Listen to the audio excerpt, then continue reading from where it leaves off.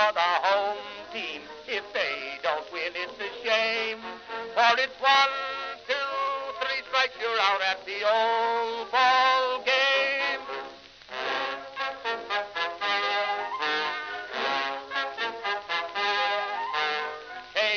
Casey saw all the games, knew the players by their first names, told the umpire he was wrong all along, good and strong. When the score was just 2-2, Casey knew what to do. Just to cheer up the boys she knew, she made the gang sing this song. Take me out to the ball game, take me out with the crowd. Buy me some peanuts and Cracker Jack. I don't care if I never get back. Let me root for the home team. If they don't win, it's a shame. For it's 1, 2, 3 strikes, you're out at the old ball game.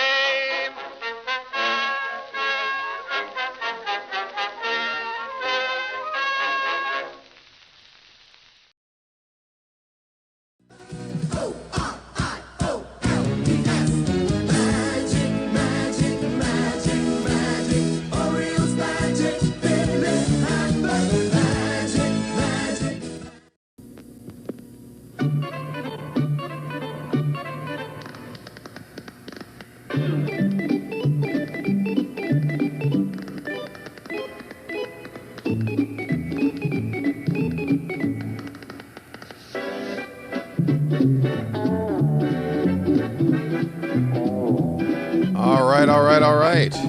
He met a strange friend in the Chesapeake. Greetings, folks, and welcome to live coverage of Orioles baseball, where this afternoon the Baltimore Orioles will be playing the Pittsburgh Pirates in Grapefruit League action here at the Ed Smith Stadium in Sarasota, Florida, home of the spring training complex for your Baltimore Orioles. How you doing, everybody?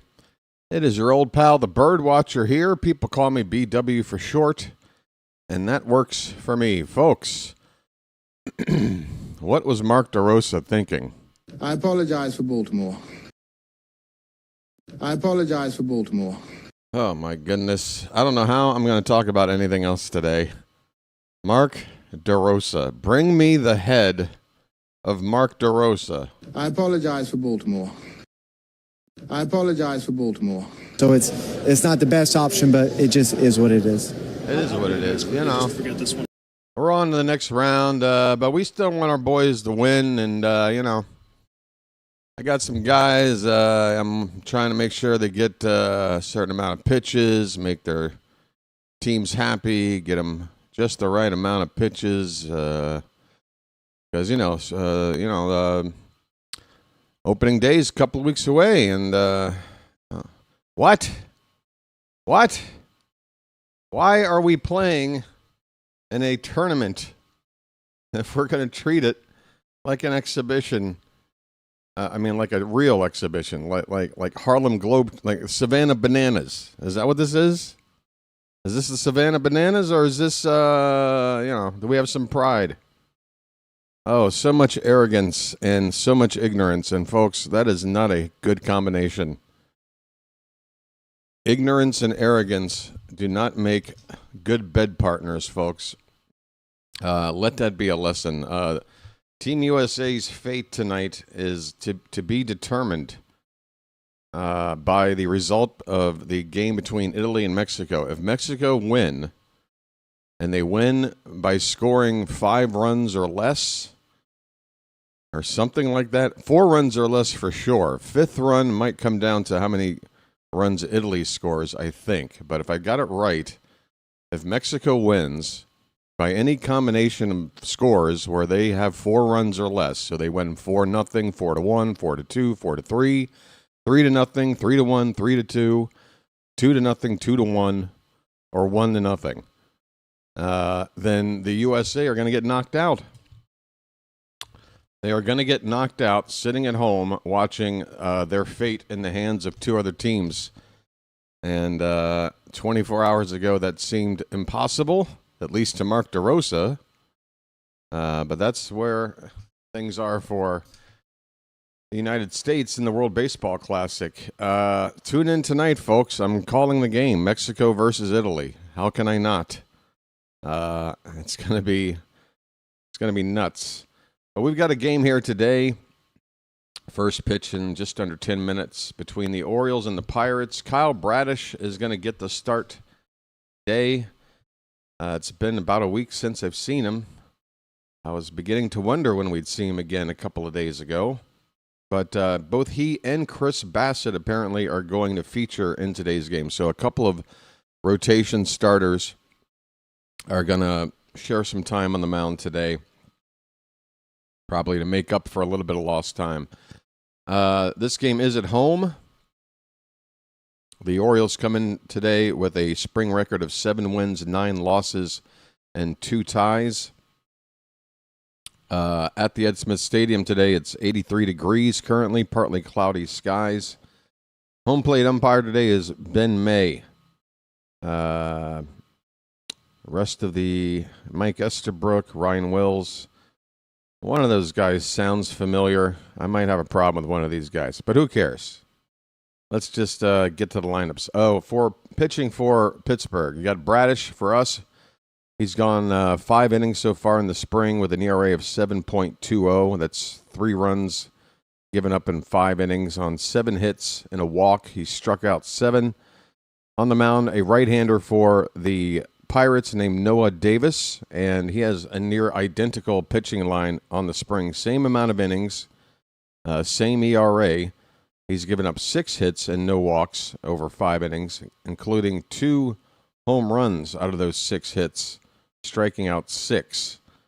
So, again, it's Kyle Bradish against Noah Davis on the mound. 2 right-handers, both having gone 5 innings, giving up 3 runs along the way. No record for either on the spring. The lineups for the visiting Pirates. Jake Mangum will lead off and play center field. Our old buddy Turn and Burn, Ryan O'Hearn, who's having a great spring.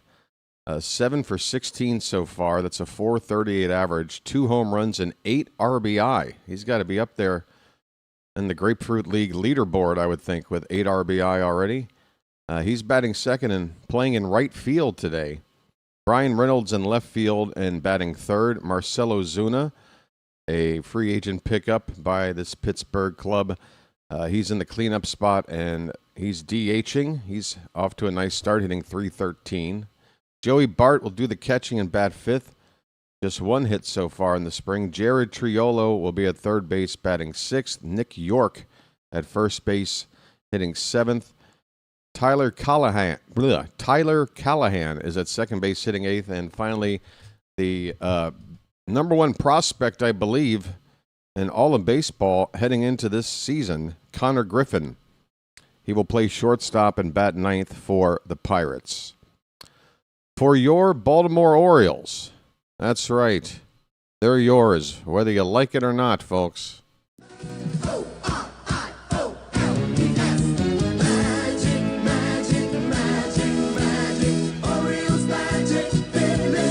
Yes. All right. Leading off and playing in left field, Taylor Ward. Batting second and doing the catching is Adley Rutschman. Pete Alonso, the polar bear, hits third and plays first base. Ryan Mountcastle is the DH and cleanup hitter. Heston Kjerstad getting another start in right field. He will bat fifth. Blaze Alexander gets a look at third base today. He'll hit sixth. Leody Taveras in center field will hit seventh. Batting eighth at second base, Weston Wilson. And Jose Barrero has been getting a lot of starts here last few days with Gunnar Henderson off to the World Baseball Classic. He's at shortstop. Barrero batting ninth for your Baltimore Orioles. All right, first pitch should be about 5 minutes away. The game is already up on my screen. I think I'm good to go. Hopefully, I'm coming to you loud and clear. Charm City chat, how the hell are you guys doing? How the hell are you? I mean, Mark DeRosa. I wonder if I can cue up the clip of DeRosa basically saying that he thought that the game last night against Italy It was basically just a throwaway game. Didn't matter. Didn't really matter because we're moving on. So no big whoop. But our boys want to win. He says something like this. Mark DeRosa. What the hell, dude? Let me see if I can cue up this sound clip for you. I mean, just talk about... Oh, man, DeRosa, just... That is a career ender right there. Get used to just chilling on the set at the MLB Network because your days managing a baseball team, I think, are over, sir, after is over. Let's see. DeRosa, where the hell are you? What the hell were you thinking? All right, listen in real quick. Ton of respect for Italy. It's weird. We want to win. We want to win this game, even though our tickets punched to the quarterfinals. Whoops! It's weird. It's weird. We want to win, even though our tickets punched to the quarterfinals. He said he misspoke, which is becoming a little too common in the modern era. When people just flat out say something wrong, they cover up by just saying, I misspoke. I misspoke is what happened. So it's not the best option, but it just is what it is. Go ahead, Mark. Go ahead. Ton of respect for Italy. It's weird. We want to win. We want to win this game, even though our tickets punched to the quarterfinals, because Mexico plays Italy actually tomorrow. Oh, thanks for that update. The way the schedule lines up, this is an important game for us. Nolan McLean will start. He's on the bump, and he's good to go. Is he? He's an absolute beast, and I expect him to throw the heck out of him. Ton of respect. Absolute beast. So it was just a coincidence that basically you used all of your lowest leverage arms out of the pen and started Goldschmidt over Harper at first base. Yeah, sure. You didn't just basically look at it as a game to get in, the backups and fringe players on the roster because you felt like, well, this is in the bag. And even with a weakest possible lineup with the roster we have and using the worst arms that we have available, we're still going to win. We're still going to win. What's the big deal? We're the United States. Have you seen our roster? Team Italy? Are you serious? We just beat Mexico. Obviously, we're good to go. Isn't that right there, Mark? So it's not the best option, but it just is what it is. So it's not the best option, but it just is what it is. How do the guys quickly just forget this one? We were down 8-0. I'm not so upset about the lineup he put out last night because that lineup put up, 6 runs? And, it's a strong lineup, even with Goldschmidt and over Harper. Pete Crow Armstrong, how can you argue selecting him over Byron Buxton when he was basically the team's offense last night? So it's not so much the lineup. I mean, any combination of players on this roster, position player-wise, is going to put out, one of the strongest, if not the strongest lineup in this tournament. But you want to use your best arms to make sure that you lock up what you need to lock up. And to basically set things up for this game, to go to your least experienced starting pitcher, then going to a guy like Ryan Yarborough. Folks, I mean, Yarborough, no offense to the guy, but in all of America, this is the best left-hander option we had to put on the roster. Trevor Rogers, anybody? I don't know. He wasn't in the mood to be a part of this. I can think of a lot of guys that have a U.S. birth certificate that pitch from the left side that I would have chosen over a guy like Ryan Yarborough. But, hey, folks, we're about to ready for this Orioles game to get started. What a debacle. What an absolute debacle by the United States baseball team. Mark DeRosa deserves the responsibility, but, I mean, everybody around him. I mean, the meetings, sitting there going over how to handle things. Nobody brought this up. All right, folks, we're ready for baseball. Jake Mangum is in the box. Kyle Bradish is on the mound. And the first pitch of the ball game is fouled back by Mangum. Here we go. We are underway, folks. I'll get the display information up and ready here in a moment. Let me just work on what I got to work on here. Let me cook.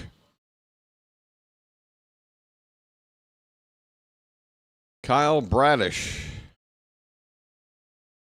Swing and a miss on pitch number 2. The count is 0-2 on Jake Mangum. All right, working on the display for you folks. Stand by. Just a minute.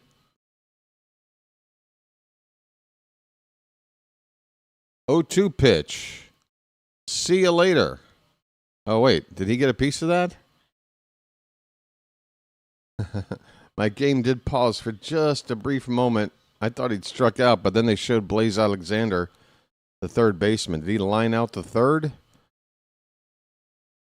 A ground out to third base. Alexander with the assist. My apologies. We're just getting started. First out of the ball game is a ground ball to third from Mangum. Ryan O'Hearn is up, and he looks at ball 1. Our old buddy Ryan O'Hearn at the plate, having a nice spring. 7 for 16, 2 homers, and 8 RBI already. Swing and a miss makes it 1-1. 96 on the fastball from Bradish. All right, almost ready. Got to get this vertical side ready. Here comes the 1-1 to O'Hearn.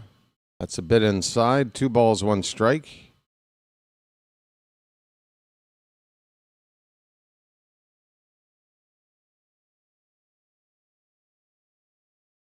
Just trying to get it just right. This pitch is hit in the air to center field. Standing right there in his tracks is Leody Taveras. He makes the catch. 2 outs on 7 pitches for Kyle Bradish. Taveras opting to wear his sunglasses on his hat, resting on the bill. Always a good look. Here comes the veteran switch hitter Brian Reynolds. Back for another season with the Pirates. First pitch to him is called a strike, a slider that broke low and in.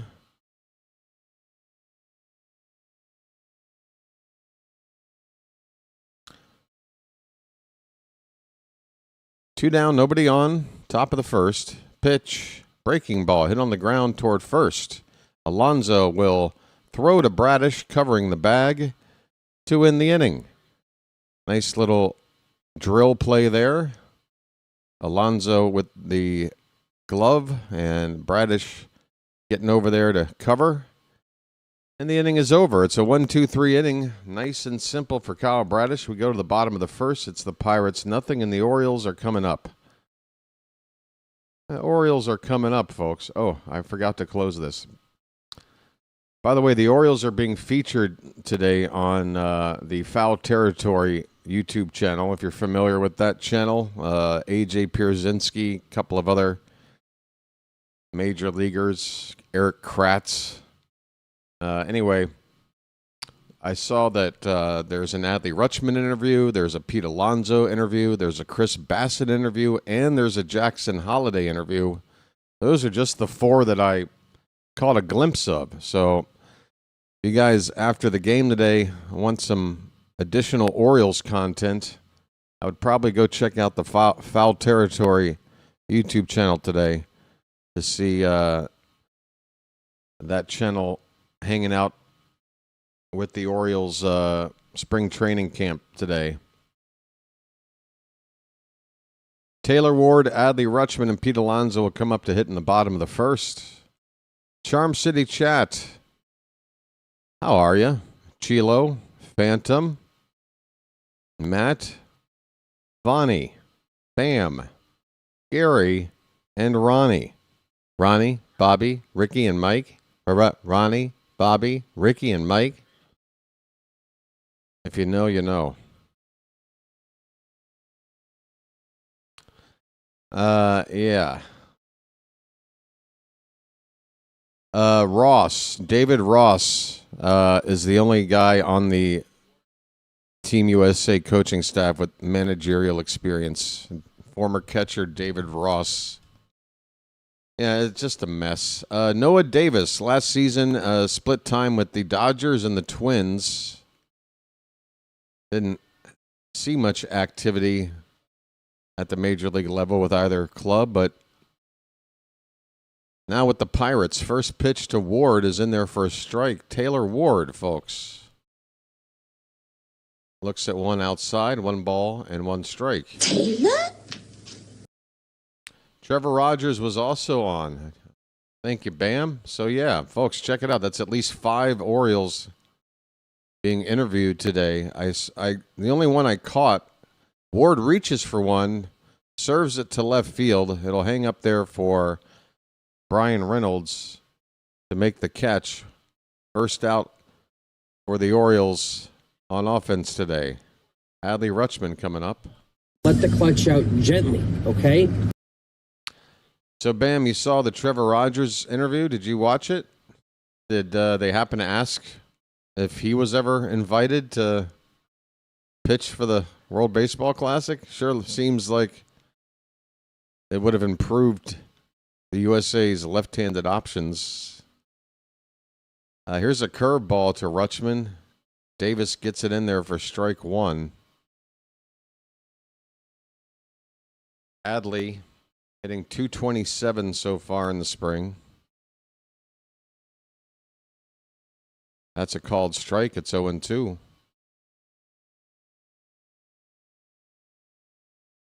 Hoping the Orioles in Mexico get wins today. Sheila, would you mind if Mexico scored more than 5 runs? Could you go ahead and make that happen? I'm telling you, folks, even though the scenario for the U.S. to get knocked out comes down to Mexico winning and winning by a certain score, the odds really are in the favor of Mexico winning, I think. Even though we beat them and Italy beat us, if you're asking me who I favor, I'm going to favor Mexico over Italy. Not that I would be shocked in the least if Italy won, but I think Mexico should be favored. And then, with so much on the line, both teams are going to probably use their best pitchers. It's going to be a tight affair, so I'm expecting a low-scoring affair, not these blowout scores that we've seen. And that's the recipe. That is the worst recipe for the United States. 1-2 pitch to Rutschman, low and in for ball 2.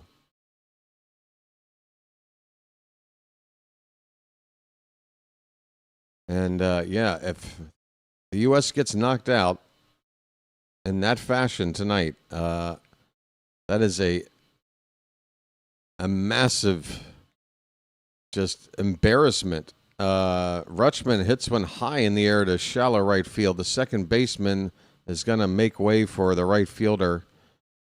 And the catch is made out there by Ryan O'Hearn in right field. Out number 2.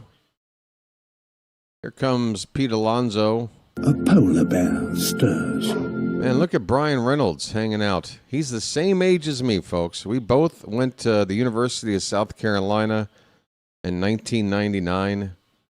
He was playing for the Gamecocks. I was dating a chick who lived in a house behind left field of the ballpark there. Here's a ground ball to third base. Alonso will be retired on 1 pitch. The Orioles go 1-2-3 on 9 pitches. Not much going on here in the first inning. On to the second. So Mexico just has to hit that 5 run. I thought there was one situation where if the score was like 5-4 or 5-3, I could be wrong. I mean, I put that one thing out here. Let me bring it up over here so I can look at it. I'm going to look at it with me own eyes. Opening my Discord on the other laptop. Don't want it to affect the stream. This should never have come to this. DeRosa treated this tournament and that game in particular yesterday like, you know. All right, I'm zooming in here. Okay, so yes. Just getting the 5 wins. Just wanted to make sure. 5 wins, 5 runs. If Mexico gets to 5 runs, no matter the score, if they win with 5 runs or more on the board, then the U.S. get in. But 4 runs or less, if they win, we're out. That is the deal. So yeah, 4-3, 4-2, 4-1, 4-0, 3-2, 3-1, 3-0, 2-1, 2-0, or 1-0.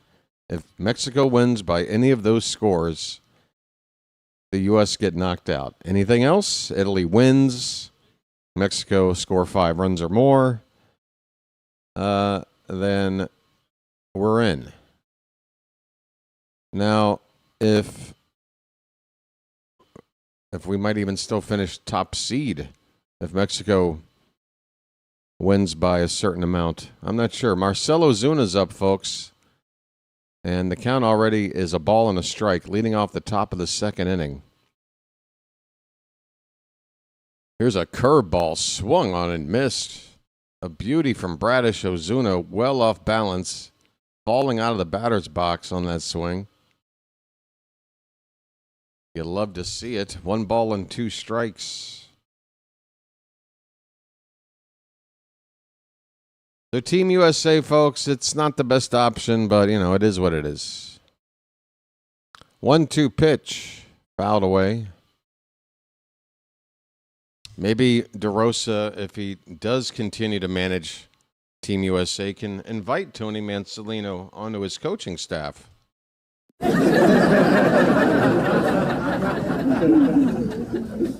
Put some great minds together. Swing and a miss. A slider breaking low and away. Bradish. That pitch, nobody's going to hit that.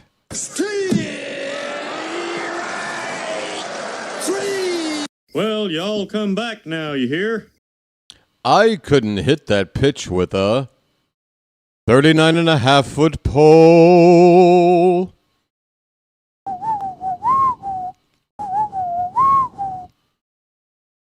You're a mean one, Mr. Bradish. Your pitches are insane. You've got sliders breaking left. You've got change-ups going down, Mr. Bradish. 0-1 pitch, fouled away. 0-2 on Joey Bart. Bart is off to a slow start. Slow start, Bart, batting .056. You mean to tell me Jesus Christ can't hit a curveball?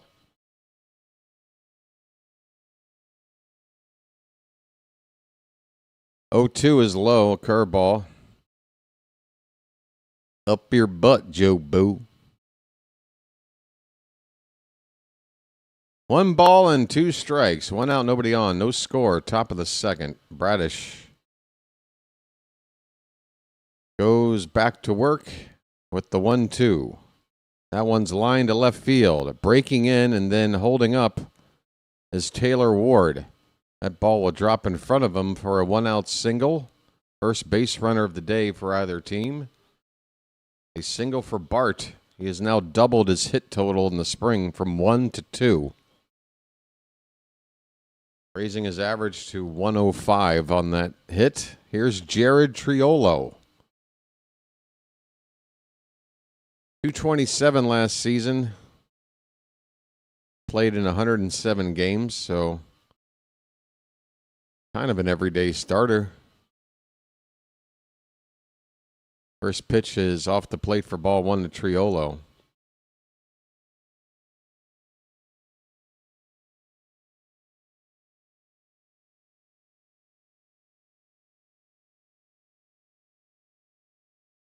Bradish from the belt. The 1-0 is up and in. A slider.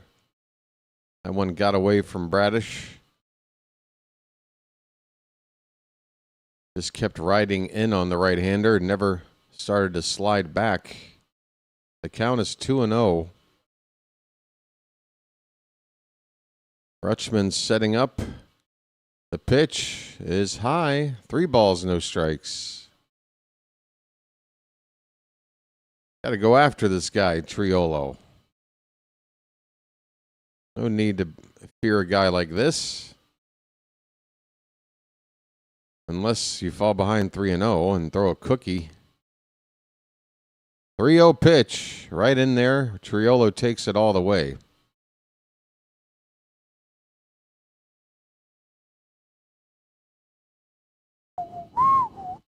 Hey, null hypothesis. What happened? It looks like you lost your membership designation. Poor Null. There's a strike, bottom of the zone. Bradish, after falling behind 3-0, gets the count back full. With 1 out and a runner at first. That runner, Bart, is not a fast guy, but they might send him to try to avoid a double play. Payoff pitch, breaking ball, popped up. Second baseman onto the grass of the outfield. Weston Wilson makes the catch. 2 down.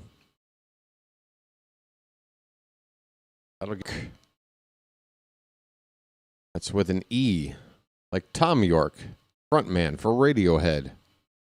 Any relation? I don't know. Is he a creep? Is he a weirdo? What the hell is he doing here? He takes a called strike. Nick York playing first base today. Partly cloudy skies. Just a bit of a breeze. Not too much wind out there. 0-1 pitch. Hit on the ground to the left of Wilson. He gobbles it up, throws to first. And that'll do it. The Pirates get 1 man on with a base hit. He is left stranded. We go to the bottom of the second, no score between us. Silent J's wife put a curse on his bat, and we need a bucket of chicken delivered to the O's dugout to break the curse. Fried chicken, right? We don't need a live chicken. If we're in a pinch, just a KFC bucket will do. Whatever it takes, folks. What's the weather like in Thailand today? It's hot. It's damn hot. It's so hot. I saw somebody, it was just a puddle of a person. Walked right by a person, a human puddle in the street. Melted all the way down into a goo. It is the hot time of year out here. March and April. Mainly because it's the 2 months leading up to rain season. Once rain season gets here, things cool back down, but it's kind of that time of the year where it's warm all year. Mid-80s just about every day, but it gets up to about 90 here this time of year because we just don't get enough rain. And the clouds will come in and, the air pressure will rise like, oh, it's going to rain, but then it never breaks. And so the air just kind of gets heavier, and then the sun comes out the next day, feels a little hotter. Am I explaining too much? Never ask me about how the weather's doing if you want just a quick answer. Oh my God, who's this guy walking around the spring training game? This guy's ready to play Call of Duty. We're interviewing, I believe, our bench coach right now. There's some security guy looking like he's about to go fight the Predator or something. Good grief, dude. What are you expecting? There's a bunch of retirees and children at the ballpark here. I mean, I know it's Florida, but come on. All right, we're going into the bottom of the second inning. Ryan Mountcastle will lead off. He looks at one low and away from Davis for ball one. Okay, mount up. Hey, folks, Pigtown's here. Good morning to you. Well, wait a minute. Oh, I guess it's morning for me. 12:27 a.m. 1-0 pitch to Mountie is also low and away. Mountcastle hitting .320 so far this spring. Got himself a 2-0 count, and he goes after a 2-0 pitch and misses. 2-1 on Mountie. Miguel Cairo, infield coach, is currently being interviewed on the broadcast. Let me know if you hear anything interesting out of him. Here's a line drive caught at shortstop. That is Connor Griffin, the top prospect expected to make the opening day roster here for Pittsburgh, making the catch of that line drive. He had to make a little jump, a little hop. But that's the first out. The Orioles have gone 4 up, 4 down so far. Here is Silent J, folks. A screwball. Davis has a screwball in his arsenal. That first pitch listed as a screwball. That one was left high for ball one. Is the screwball making a comeback? I'd like to see it. Heston gets into one, right center field. It's going to hang up there, though. The center fielder will chase it down. Mangum with the catch. Kerstad retired. 2 away. 5 up, 5 down for the pitcher Davis. Miguel Cairo. He had a long career as not a starting player, but seems like the kind of guy that would be a good coach. A lot of experience. Had to be a reason he would make a major league team year in and year out, despite, not exactly the best numbers on paper. Probably helpful in a lot of other ways. 0-1 pitch to Blaze Alexander. Ground ball to shortstop. Connor Griffin gets under it. A low throw to first. It is handled over there by Nick York. Sorry, Nick York playing first. Ryan O'Hearn out in right field today. That's the end of the inning. The Orioles have gone 6 up, 6 down. Blaze Alexander grounds out. We go to the third. No score in Sarasota. Oh, yeah, I'd love to hear Pigtown's take. Pigtown. Thoughts about Mark DeRosa, the brilliant mind.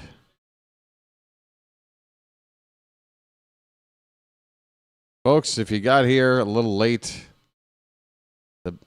I think the best way I can put it is when you combine ignorance and arrogance, it leads to embarrassment, folks. We can't all know everything going on. We all suffer from a little bit of ignorance from time to time, right? And once in a while, we might get a little arrogant, a little cocky about something. But man, if you are ignorant and arrogant about the same thing, it's never good. It is never good. I heard about a new pitch starting to gain popularity that moves like a screwball. I can't remember the specifics of it, though. I think I know the video you might have been looking at that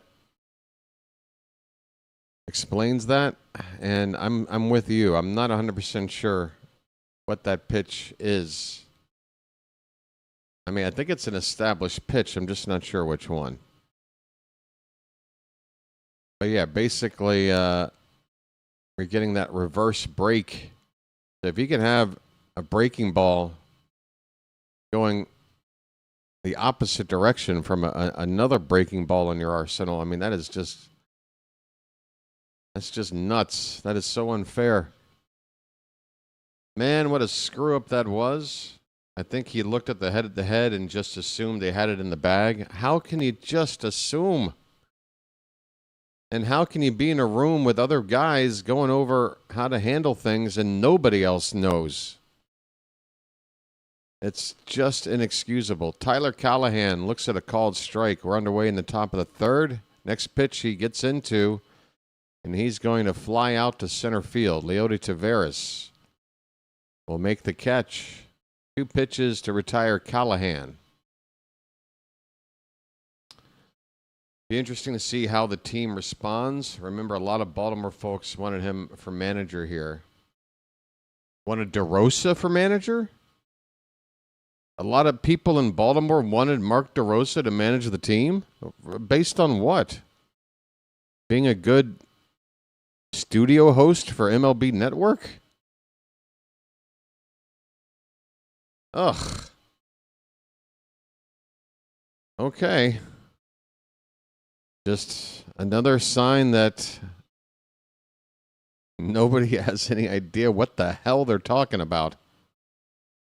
Here's a called strike to Connor Griffin. The count is 1-1. 1 out, nobody on, top of the third. Now, let's make it easy. Let's Italy win. I mean, folks, I want the U.S. to advance, but at the same time, if things work out and they get knocked out, I mean, that's a wake-up call. That is an absolute wake-up call. I kind of feel like a lesson needs to be learned with this whole thing. You know, I mean, every other country involved with this tournament takes this tournament deadly serious and will do whatever it takes. Will stretch whoever they need to stretch in order to keep alive in the tournament. And the U.S. handled it like just with absolute arrogance and ignorance. And it's embarrassing. It's just a poor reflection, not just of this baseball team, but more than that. And that's all I'll say without getting people, all upset. But it's not a good look. Here is a payoff pitch to Connor Griffin, and it's fouled straight back, still 3-2. No, Noel, I didn't mean you. Not yet, anyway. Not in this particular moment, no, but stand by. It could apply at any time. Just kidding. Here's a 3-2 pitch. That's grounded back to Bradish. He fields it on the first base side. His momentum takes him pretty much all the way to first. Just a little flip to the first baseman for the second out of the inning. Bradish looks sharp. He's given up just the 1 base hit to Joey Bart. 2 down here in the third. Back to the top of the order. Jake Mangum grounded out to third to begin the ball game. 35 pitches so far for Bradish.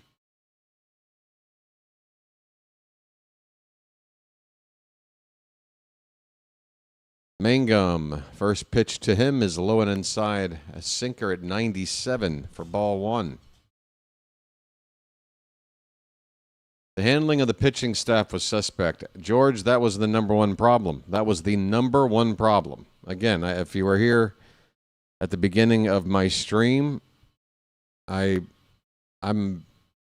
pretty certain that there's no lineup that the U.S. can put out unless you're just going to randomly stick players in positions they don't play. But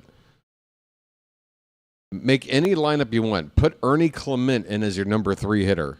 Put the worst 9 guys in the weirdest order possible, and it's still going to be a very strong lineup compared to Italy.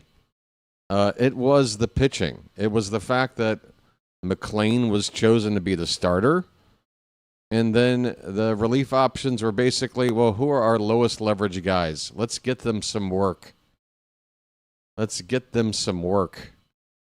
Ryan Yarborough, Brad Keller. Yeah.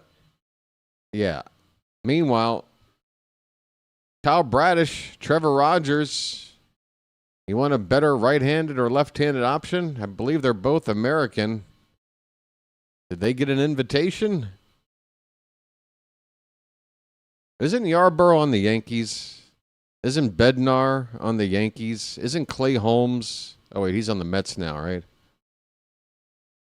I don't know. I don't know what the hell's going on. The count is 2-2 on Jake Mangum. Bradish now up to 40 pitches. Yeah, Michael, the event is already up. I am calling the game tonight. 2-2 pitch is low and in. In fact, there should be information scrolling below, but it doesn't look like there is. Where's the info for the vertical side? Doesn't have any information. What in the hell? Huh. There's a tapper at the plate. It's still 3-2 to Mangum. Full count, 2 down, nobody on in the top of the third. Huh.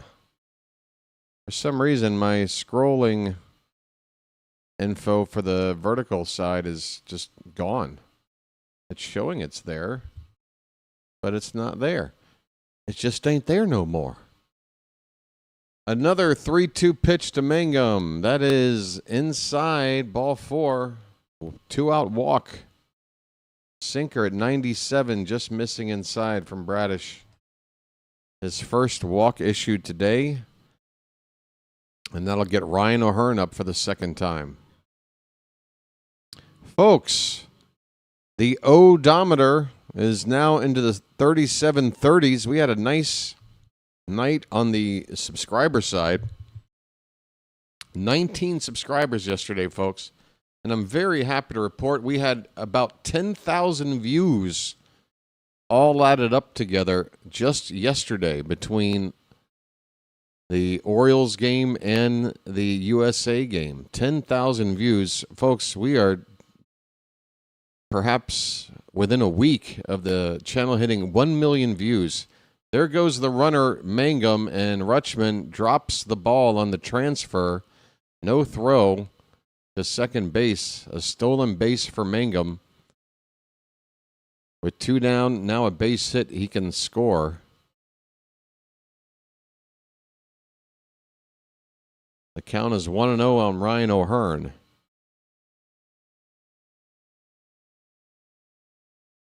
Pitch number 45 on the day from Bradish. Swing and a miss. That curveball looked juicy to O'Hearn. The count is a ball and a strike.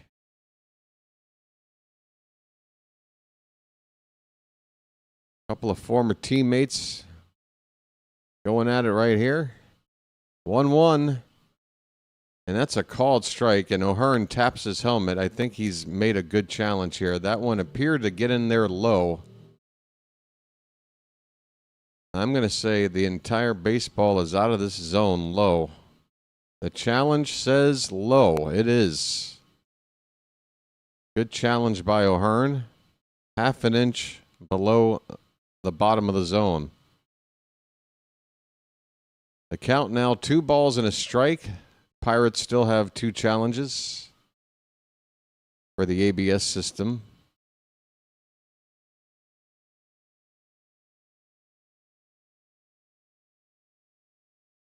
Two-one. That is popped up. Should end the inning. First baseman Alonso waving off the folks around him, and he makes the catch. That'll do it. 3 innings, 47 pitches. That's about 15.5 per inning. That's right in line with a normal start. 60, that's about 90, 95 pitches over 6 innings once he gets stretched out on that pace. So good stuff so far from Bradish. 3 scoreless innings. We go now to the bottom of the third. No score. How we doing?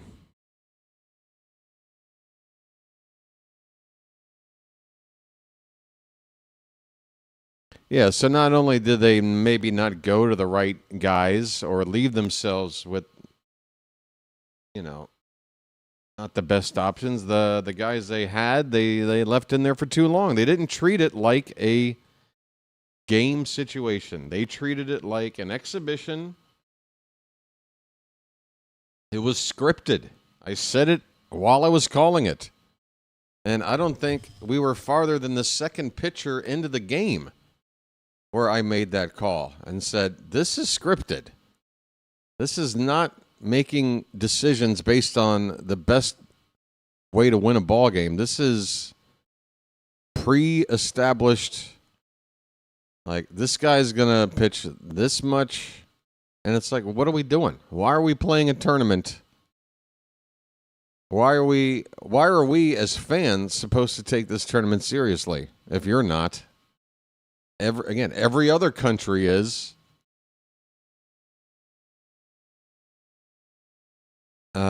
It's just it's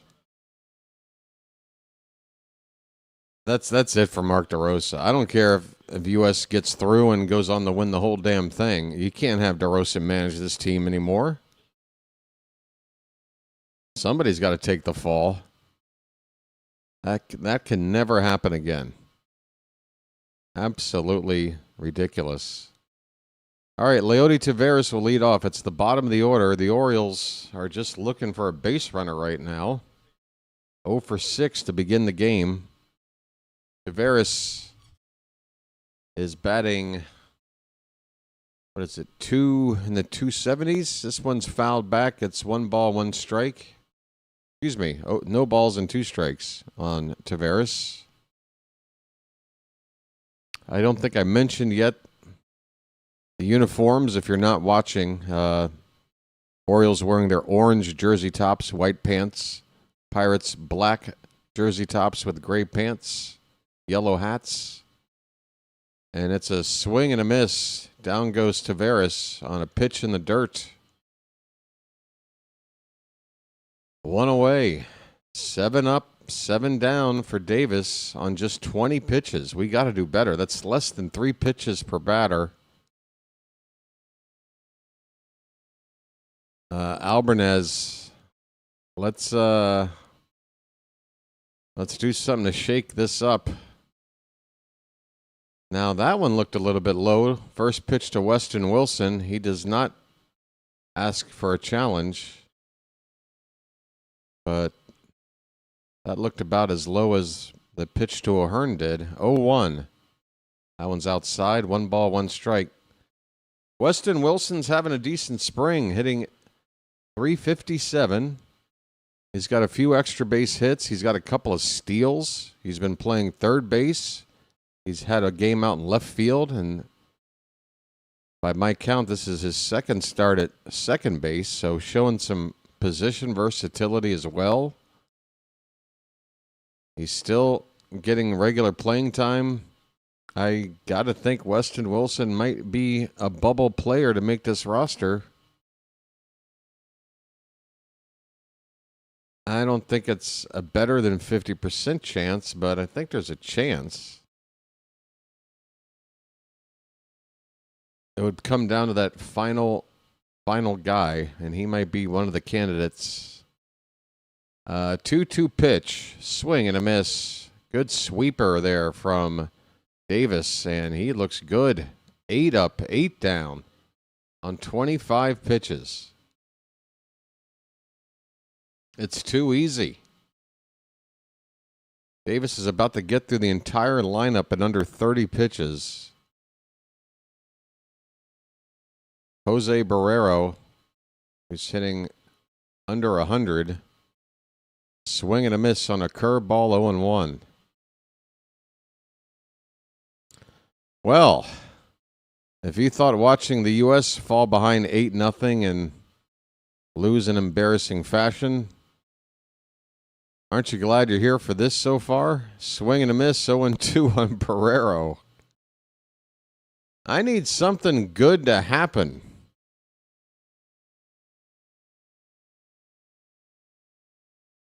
What is going on?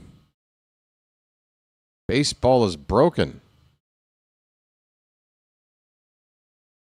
Wilson or Jeremiah for that last slot. Do we have an option to send Jeremiah down? I think we do, right? We might have more than one. This ball swung on a miss. Barrero goes down, and the inning is over. The Orioles have done nothing through 3 innings. After 3, no score.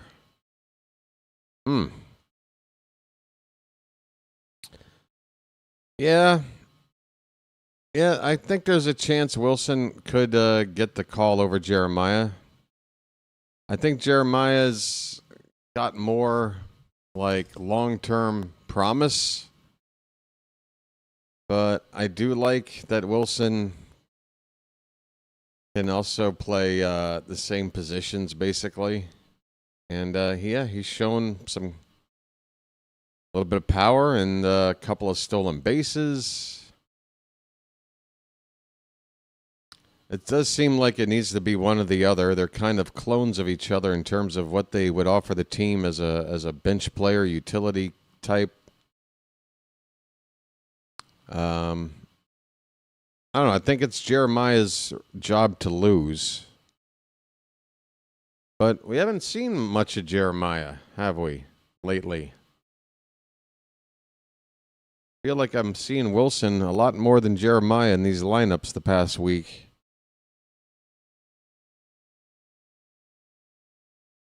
Jeremiah, from memory, isn't having a bad spring.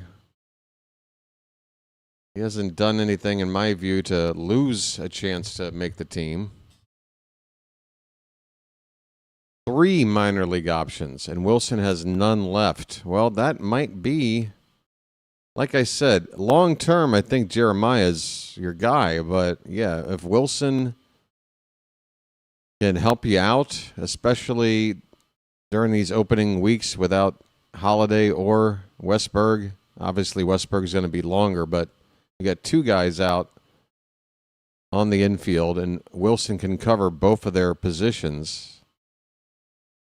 And then once one of them returns, and Wilson, if he's not tearing the cover off the ball, you cut him. You still got Jeremiah waiting in the wings. Or if Wilson just face plants, you probably cut him early and then call Jeremiah up until Holiday comes back, something like that.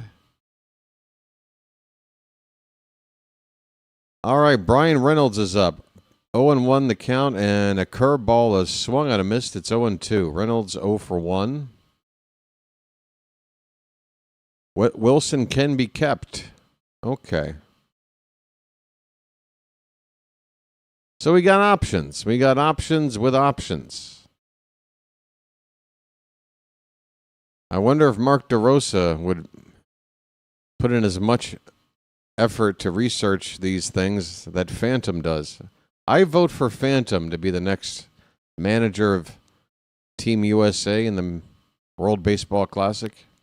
He's already shown to me to have more competence than the current guy. Here's a check swing, no swing, 2-2 on Reynolds, leading off the top of the 4th.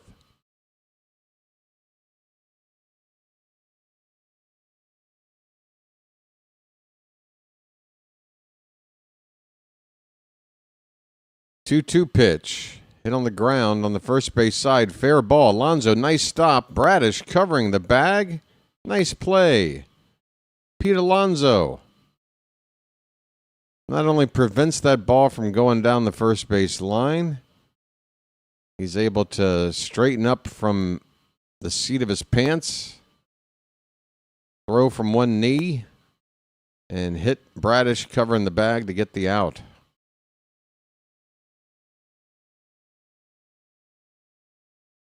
That's how you do it. 1 down for Marcelo Zuna. He looks at a sinker, 95 for a strike.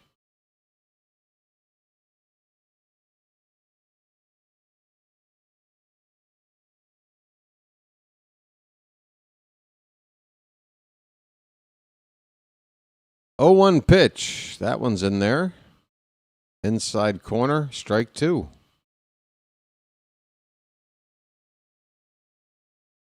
The Pirates are certainly going to try and make noise in the NL Central this season. They have probably done more in free agency in this offseason than they've done maybe ever, honestly. They gave Ryan O'Hearn a contract extension. They went out and brought in Ozuna. They've brought in a couple of other pretty good players that I'm sleeping on right now from memory. And, of course, you got a rotation with Paul Skeens at the top. An exciting young arm in Bubba Chandler. Here's a ball hit on the ground, a one-hopper to Barrero at short, and a low throw over to first, but it gets there. Alonso receives that throw for the second out. Bradish is doing fine too, folks. He's near 4 shutout innings, closing in on 60 pitches.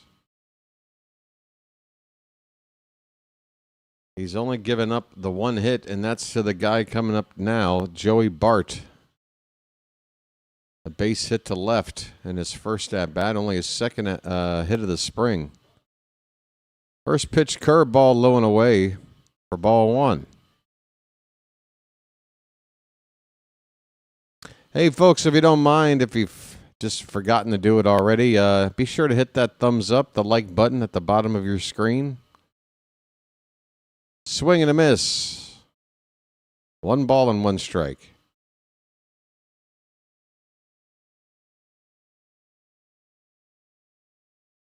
Yeah, so 19 subscribers just from the USA game last night. Swing and a miss, and the count goes to 1 ball, 2 strikes. So this is a good opportunity, folks, to get a nice chunk of subscribers in, non-Oriole fans finding the channel with the World Baseball Classic coverage. We got to do our best to get these folks in here. Phantom, I'm not pointing fingers at you at all because you've been doing the Lord's work. It's only Michael who I'm calling out. No, Michael, you're fine. You're fine. We've got some other mods, though, that haven't really been around for much of this spring. I guess they're going to be ready for opening day. But, boy, it would be nice to... No way clears. He's got 9 points, 5 rebounds to start. Squeak, squeak, squeak, squeak. Well, by that advertising noise, I'm going to assume this inning is about to end. The count is 2-2 on Bart. This ball's hit. Line drive caught by Barrero. A leaping grab. That ball hit a lot harder than the first base hit from Bart, the only hit of this ball game. But Barrero right there to catch that line drive. The inning is over. We going bottom of the 4th here. No score. This game is just flying by right now.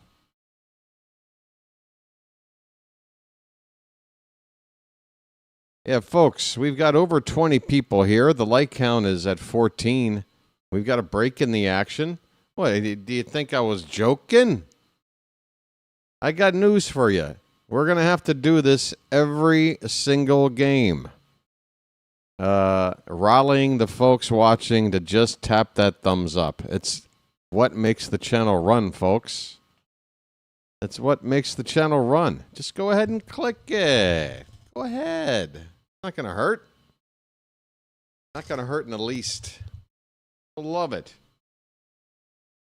You'll be thanking me later. You don't even know.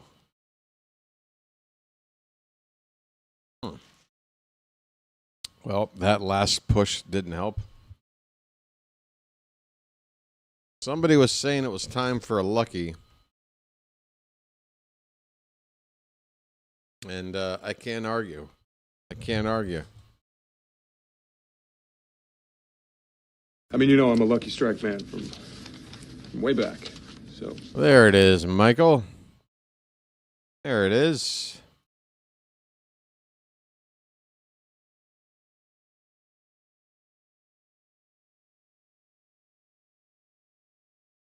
Folks, visit beautiful Sarasota, Florida. Beaches and beyond. Beaches? We don't need no stinking beaches. Top of the order. Taylor Ward, first pitch is a strike. That one up and in the zone. Ward, like everybody, is 0 for 1. Taylor? Next pitch, called strike 2. Ward watches 2 pitches and falls behind. No balls, 2 strikes.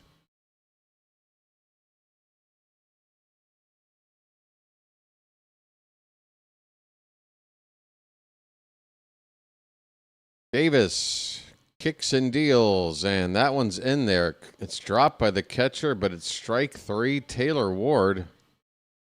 Hello? Taylor Ward just stood there and watched 3 pitches for a strikeout. What is going on?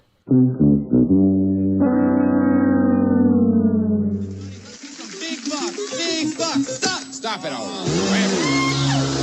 Never offered at a pitch. 3 strikes, and he's done. Here's Rutschman.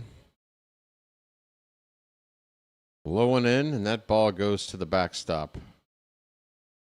Come on, Baltimore. Wake up. Do we need to install an espresso machine in our dugout?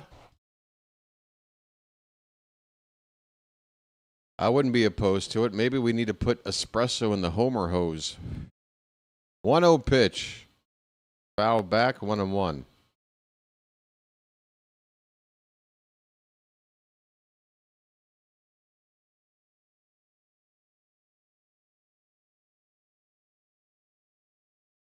It's just so weird that Brian Roberts looks like a grandfather now. We're the same age. I say I look younger than him. And he's healthy. He's an athlete. He's well off. How am I younger looking?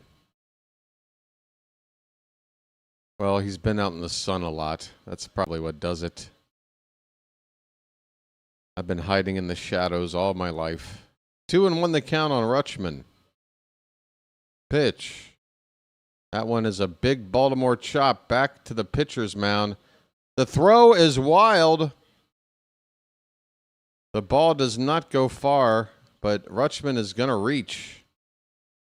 And it was a bang-bang play had the ball been there accurately, so this might go down as an infield hit. And it will. The first hit of the day. It took a Baltimore chop back to the pitcher, but we're on base. I mean, that's how squeaky that faucet is. It has not been turned on in a while. Good grief. Folks, let's get hydrated. Pete Alonso at the plate. A polar bear stirs. Joey Bart appears to have some kind of equipment issue. He is walking back to the dugout railing. Or maybe it's that pitch comm device. It looks like that's the case.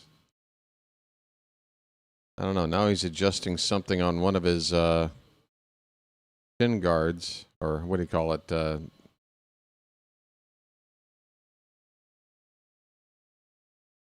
His what the hell do you call it? I used to catch your pads, your maxi pads. All right, back underway. A pitch to Alonso is low for ball 1. Come on, Alonso.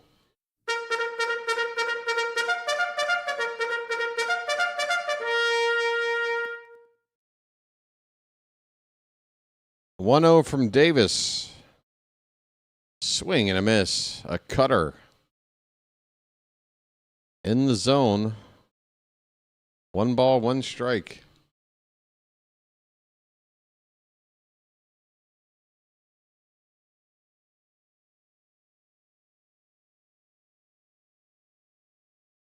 One's low and away.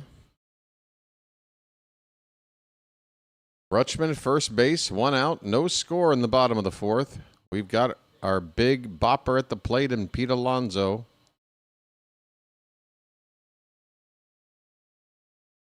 The pitch is inside. 3-1, folks. Hitters count.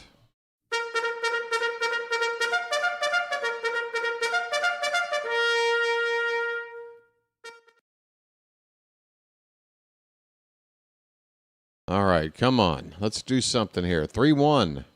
Check your swing. Take your base. That's ball 4. 2 on for the Orioles. I'm walking here. I'm walking here. So Davis, after retiring the first 10 batters he faced, has given up 2 straight base runners. And that'll bring Joey Bart out to have a chat.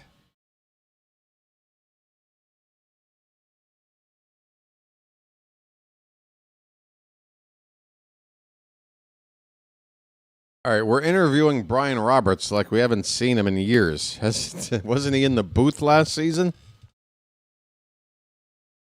Boy, they are grilling. I hope B-Rob is getting an extra paycheck for providing so much commentary for the game. Here's Ryan Mountcastle. He lined out his first time up. Up there with 2 on, 1 out. Pitch. Swung on. Hit in the air. Straight away center field. Going to be caught out there. And nobody's going to move up. 2 down. Fly ball to center field from Mountcastle on 1 pitch. Folks, quiet. Quiet in the chat.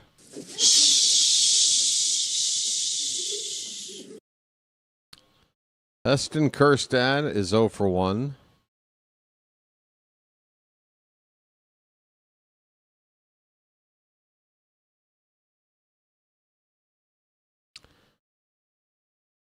The first pitch is a little tapper back to the pitcher. He throws to first, and that's it. 2 1-pitch outs after getting 2 on with 1 out. I mean, that looks like vintage 2025 Orioles offense, and I don't like it. Big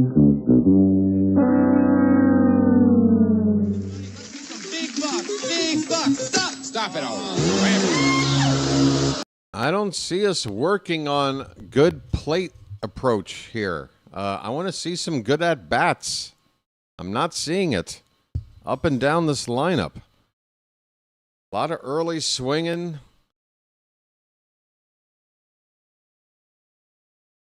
And we're not getting any good results out of this. We got to change things up. I don't know how much longer Davis is going to be in the game. 4 innings now complete. But that was not a good showing. If that's it for him today. Alexa says hi. How you doing? Welcome to this special "What the hell were you thinking, Mark DeRosa Day"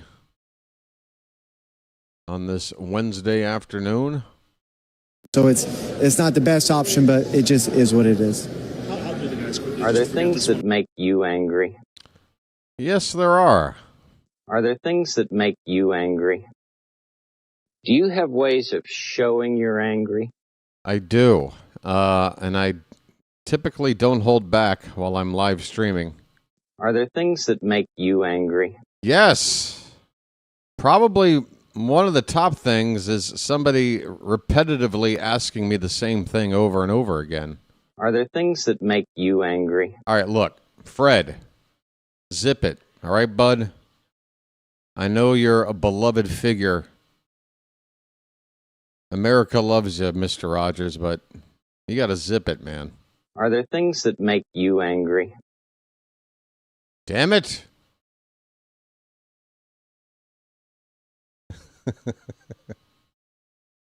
63 pitches for Bradish. He's out to begin the top of the fifth. Not sure if he's going to finish the fifth, but he's out here to start it. Jared Triolo will lead off. He'll be followed by York and Callahan. The count is 1-0 on Triolo. Next pitch popped up. Right, second base, Wilson. On the lip of the outfield grass, makes the catch. 1 away.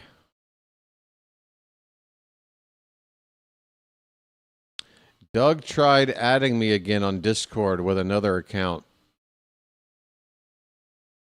So he's trying that with multiple people.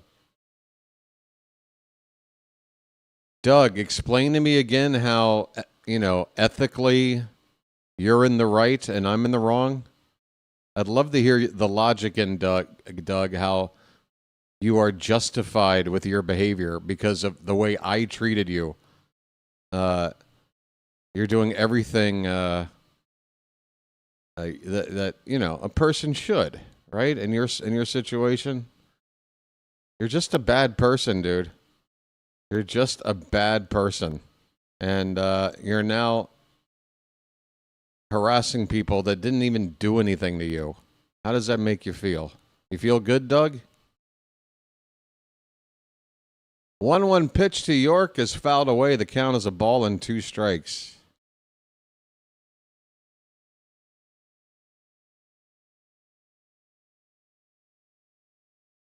What a loser.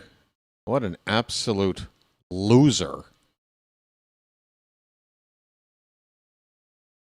The 1-2 pitch. That one's hit hard. Well, no, it's not hit hard. That's a one hopper to shortstop. Barrera over to first for out number 2.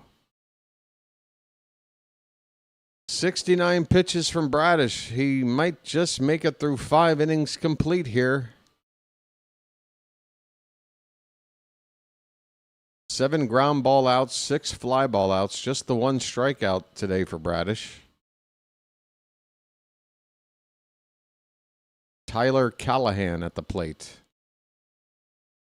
Yeah, folks, if you are in my Discord, once again, I've outsmarted Doug. I pretty much knew probably about 2 or 3 months ago that it would make sense for me to not advertise the Discord or put out a fresh invite link, because Doug would be the sort to bring himself in and try to just cause more disruption over there. So I just haven't advertised it because I had a feeling he would do exactly what he's trying to do. Once again, Doug, it's not working for you, is it? You're not as smart as you think you are, Doug. That's your number one problem. You're not that clever. It's okay. Everybody's got their strengths and weaknesses. I find it hard to believe that you have some strength in something, but it's certainly not whatever it is you're doing on my channel. 1-2 pitch, swung on and missed. Bradish gets his second strikeout of the day, and it might be the last pitch he throws. 73 pitches, 5 shutout innings on just 1 base hit. Good stuff from Bradish. Oh boy, is this great! We are halfway through this ball game, no score. Bradish finishes 1 walk, 1 hit, 2 strikeouts, no runs. Spring ERA has been cut in half. He came in the day having pitched 5 innings. His ERA was 7.20. So with 5 shutout innings, cut that ERA in half. It is 3.60 now. Not too shabby.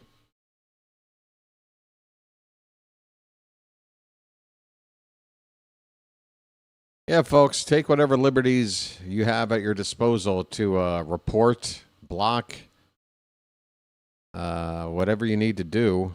And again, I do apologize that you've had that experience, Alexa, Phantom. This guy's tried to friend me on Facebook.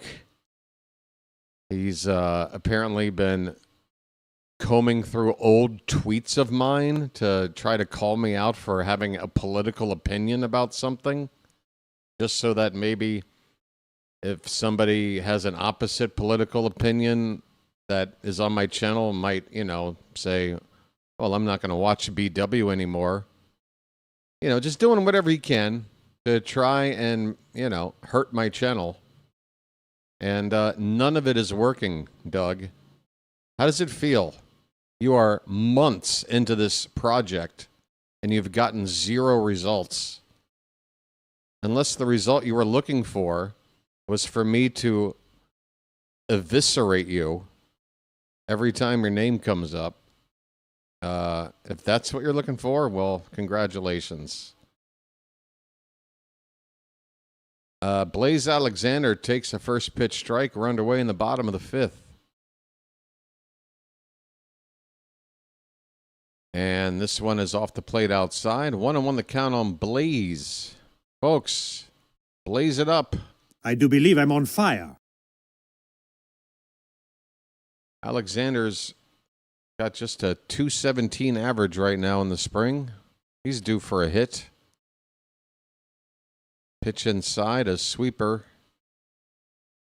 2 balls, 1 strike. So Davis out for his 5th inning of work. He's been very economical, averaging just over 10 pitches per inning.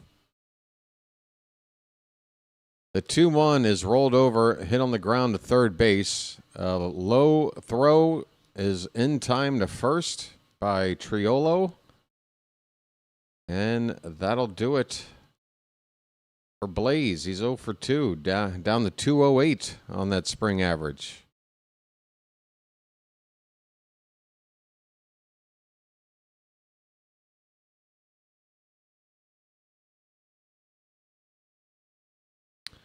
He'll probably make another account, though. Are you sure, Alexa? Because he's only made about 127 accounts so far. What gives you the impression that he might make a 128th account?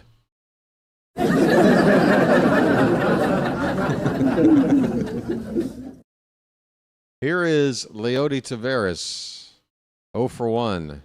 And the 0-1 pitch to him is up and away, 1 ball, 1 strike. 1 out, nobody on, bottom of the 5th, no score. It has been a pretty event-free game so far, halfway through.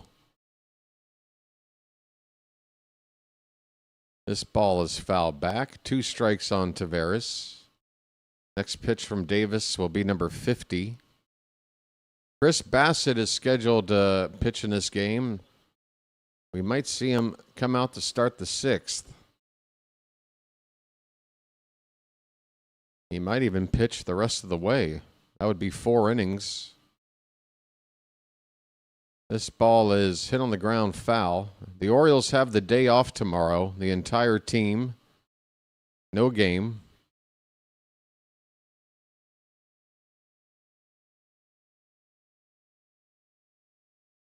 So I'll get a chance to take a little break. Been a busy week. 1-2 pitch, hit on the ground, softly up the line. It'll go foul up that first base line. 1-2 the count.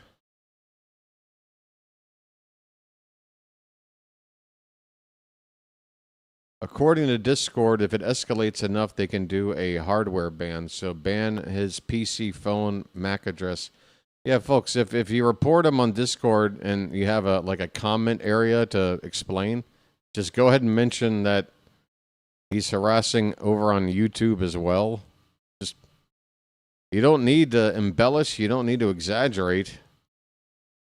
I think if you just simply list the facts of what Doug has been doing, if I'm on the other end looking at that, I would take some action. We'll see. But Doug, if you're listening, guess what, dude? It doesn't really matter. Swing and a miss. Tavares strikes out. 2 down. I tried to tell you this, dude. First time, second time, third time here. Nothing that you're doing or plan to do is going to slow me down. I don't know if you noticed, but I commit. I'm locked in. I have focus. I have ambition. These are concepts that are probably foreign to you. But yeah, your stupid ass isn't going to change what I've got planned. Sorry. Weston Wilson, first pitch strike. The next one is swung on and fouled away. It's 0-2. 2 down, nobody on in the bottom of the 5th.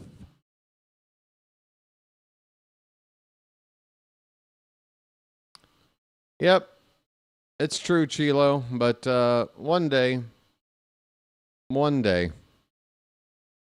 I'm trying to think of a way to get some people in, a workaround way without advertising it on stream. This pitch gets away. It's a ball and 2 strikes on Wilson.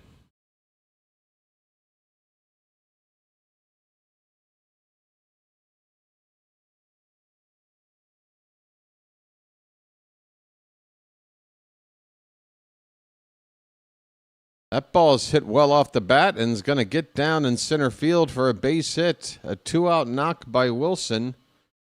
Just the second base runner of the day for the Orioles. And he's got that spring average up now to 375. Weston Wilson. Now, if he is able to steal second here, get himself in a scoring position with 2 down, that's going to put another feather in his cap to try to make this team. You got the number 9 hitter Barrero up there. He's hitting under 100. Not a good bet to drive in a run, but if he's going to, probably need to get this runner up to second base.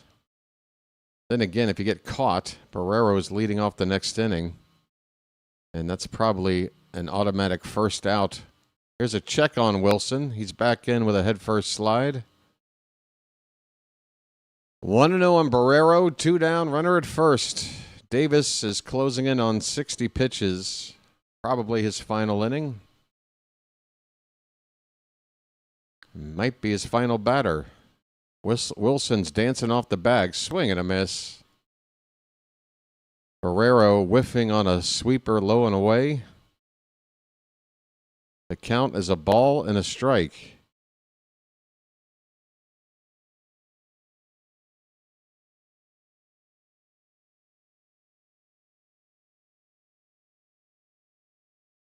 The 1-1. And that hits the hands, or that hit the knob of the bat. The pitcher will field it and flip to first, but no indication by the umpire. Everybody's standing around wondering what happened here. That hit the knob of the bat, or did it hit his hand? If it hit his hand, he should be on first base. Oh, that definitely got him on the lower hand near the wrist. So a hit batter. Barrero will get on base. And this is a good chance to do something here. The inning will continue. Barrero gets on base with a hit by pitch. That'll push Wilson to second. And here's Taylor Ward in an RBI chance. Drove in over 100 last season. This is an RBI opportunity, a begging to get us on the board here. The count is 0-1 on Ward. Taylor? Davis with a long look at Wilson at second base. Comes in with the next pitch. It's a cutter outside. 1 ball, 1 strike.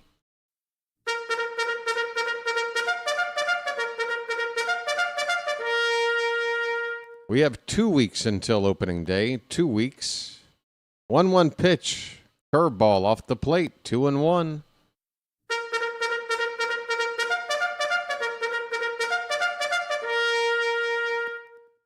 Week from Thursday, right? Week from tomorrow. The 2-1 award. That ball's hit in the air. Left center field. That ball is going back to the track, to the wall, and it's gone!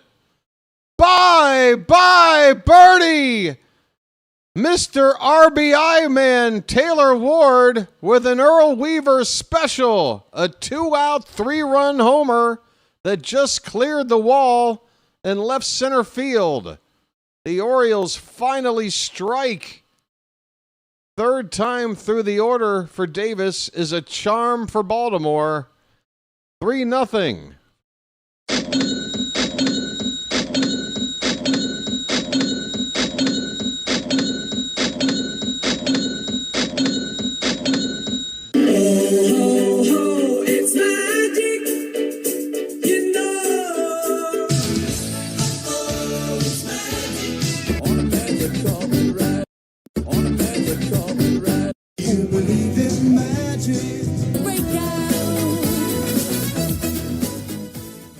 Charm City chat.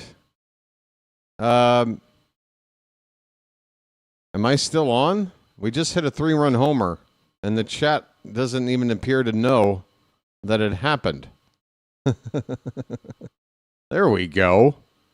That's a little better. My God, folks. We better get a little more enthusiasm for the regular season. Hey, everybody, we're all going to get laid. Come on now. Splish, splash, I was taking a bath. Come on. Taylor Ward. 2 down, 2 men on base. Drives in both plus himself. And that'll get a new pitcher in here for the Pirates. Davis's day is over. 4 2/3 innings. He started great, but the final line, not so pretty. 3 hits, a walk, 3 earned runs. He struck out 5. New pitcher coming in is a fellow by the name, wait for it, of Tyrone Yulee, Yulie. He's a right-hander out of the Dominican Republic, 24 years old. Tall and lean, 6'4", 180 pounds. Folks, I'm like 6'2" and a half, and I am well over 180. This guy's got to be a lanky-looking pitcher. Let's see what he looks like. Tall and skinny.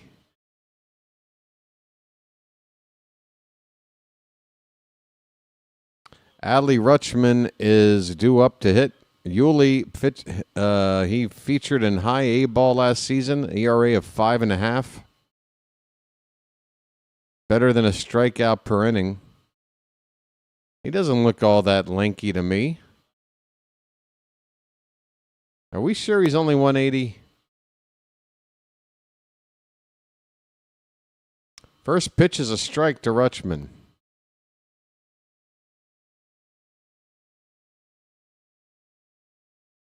And the next one is low and in. Yulee appears to have an interesting little regiment for delivering every pitch. His movements are very deliberate and jerky. He sort of whips his body around to lean in to look at the pitcher. He kind of snaps his glove into place before setting up to throw. Joey Bart, the catcher, goes out for the briefest of words.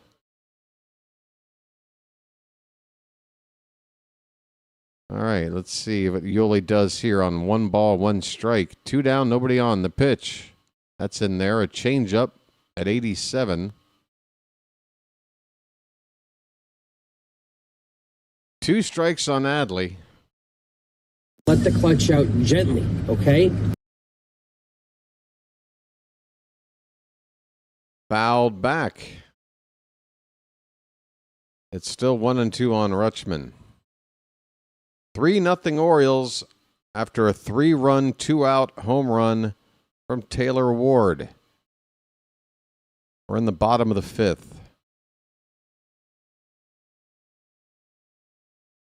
Yuli's next pitch, that's hit on the ground, first base side, foul.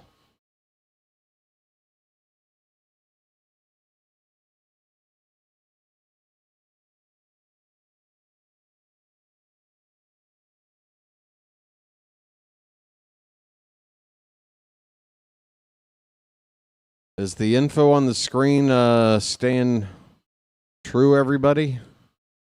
Any need to refresh yet?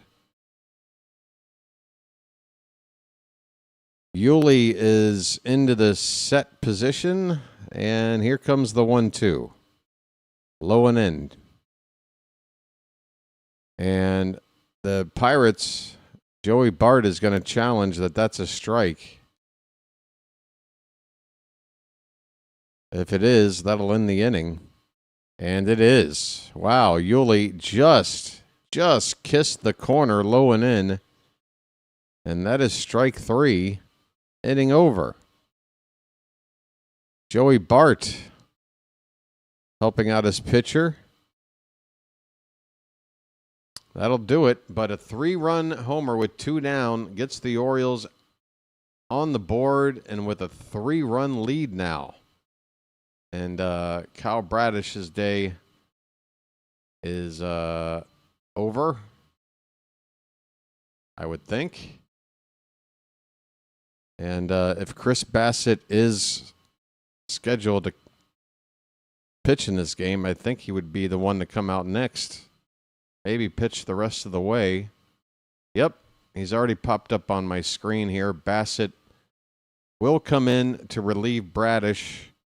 And, yeah, unless something goes wrong, it might just be these 2 guys today. 5 innings from Bradish, 4 from Bassett to get them built up a little bit more.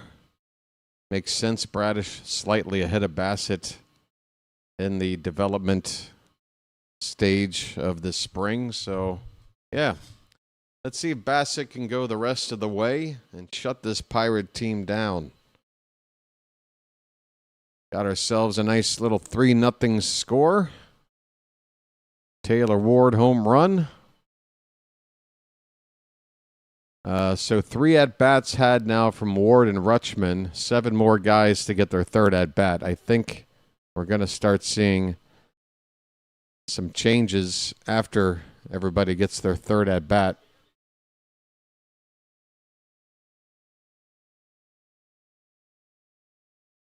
Dishes are done, man. How you doing, George? George, what kind of errands you running, buddy?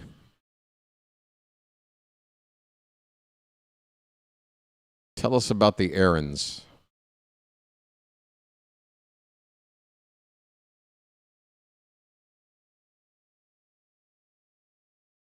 Yep.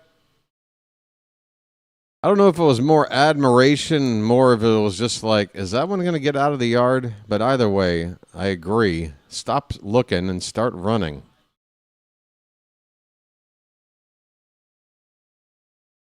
It took about a generation for that to take over. I do remember the days of, unless it was an absolute no doubt shot, you swung your bat and you started heading for first. How many times have we seen a guy think he got a homer and would have had a double had he just been running normally, but had to settle for a long single? It's not good. Connor Griffin is already in an 0-2 hole after fouling a pitch off of his leg. Bassett is into the ball game here, facing the young prospect, the number 1 prospect, I do believe, to begin this 2026 season, Connor Griffin. So Veteran versus Phenom. And right now, the veteran with the advantage. The 0-2 pitch is high. 1 ball, 2 strikes. Phantom says at least 4 rows beyond the wall. That's the boundary. 4 rows or farther back. Anything closer than that.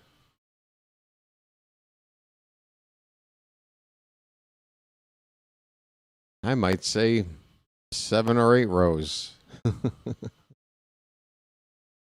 Just go ahead and start running. But you'll know by the time you get to first base, you got 3 more bases to jog. Just run to first and then figure it out from there.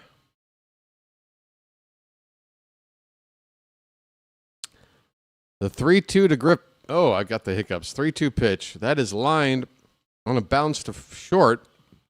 Throw to first. Alonso stretches, and he makes the play on a nearly wild throw over from Barrero. 1 down in the top of the 6th. Oh, my stomach just got a little queasy.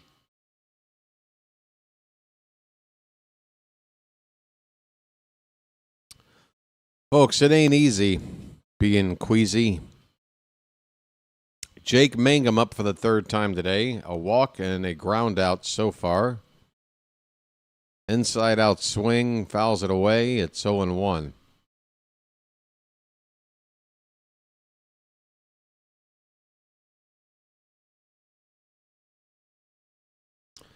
Folks, show of hands in the Charm City chat. And if you've been quiet, now's the time to say something. Who's going to be around tonight on the channel to watch Italy versus Mexico with me? I mean, we have to. We have to watch. We have to talk about it.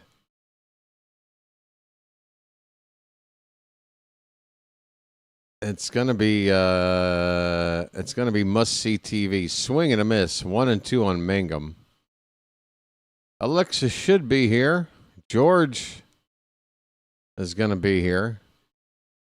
George, what happened to your hand, buddy? Did you set it down on a hot stove?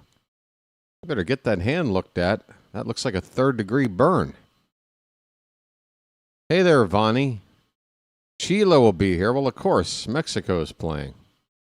Here's a ball served in the left, but it hangs up there for Ward. Mangum with a one-handed swing. Hits the ball to the opposite field, but Taylor Ward in the right spot. There's 2 down for Ryan O'Hearn. Phantom's going to pop in for a like. Might get an inning or 2, but won't be there for most of it.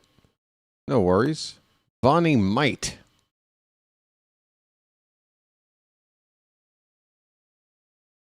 George had some blood work. Oh, my God. So he's doing Facebook. Alexa, are you for real? Unbelievable. Hey, Doug, you're pathetic. Yes, you are. And every time I tell you that, it makes your blood boil just a little bit more, doesn't it, Doug? Oh, you're going to get me. You know what must drive you crazy is that you're looking at my face. How you doing, Doug? You got to look at this face, and it makes you so mad that you can't get the best of me, that I'm always one step ahead of you. And every day that goes by, here I am having fun, hanging out with friends, watching baseball, putting on a show and entertaining people while you have absolutely nothing going on with your life. God, it must drive you crazy. It is driving you crazy. That's a called strike 3 to Ryan O'Hearn. Sorry, old pal, you got to sit down.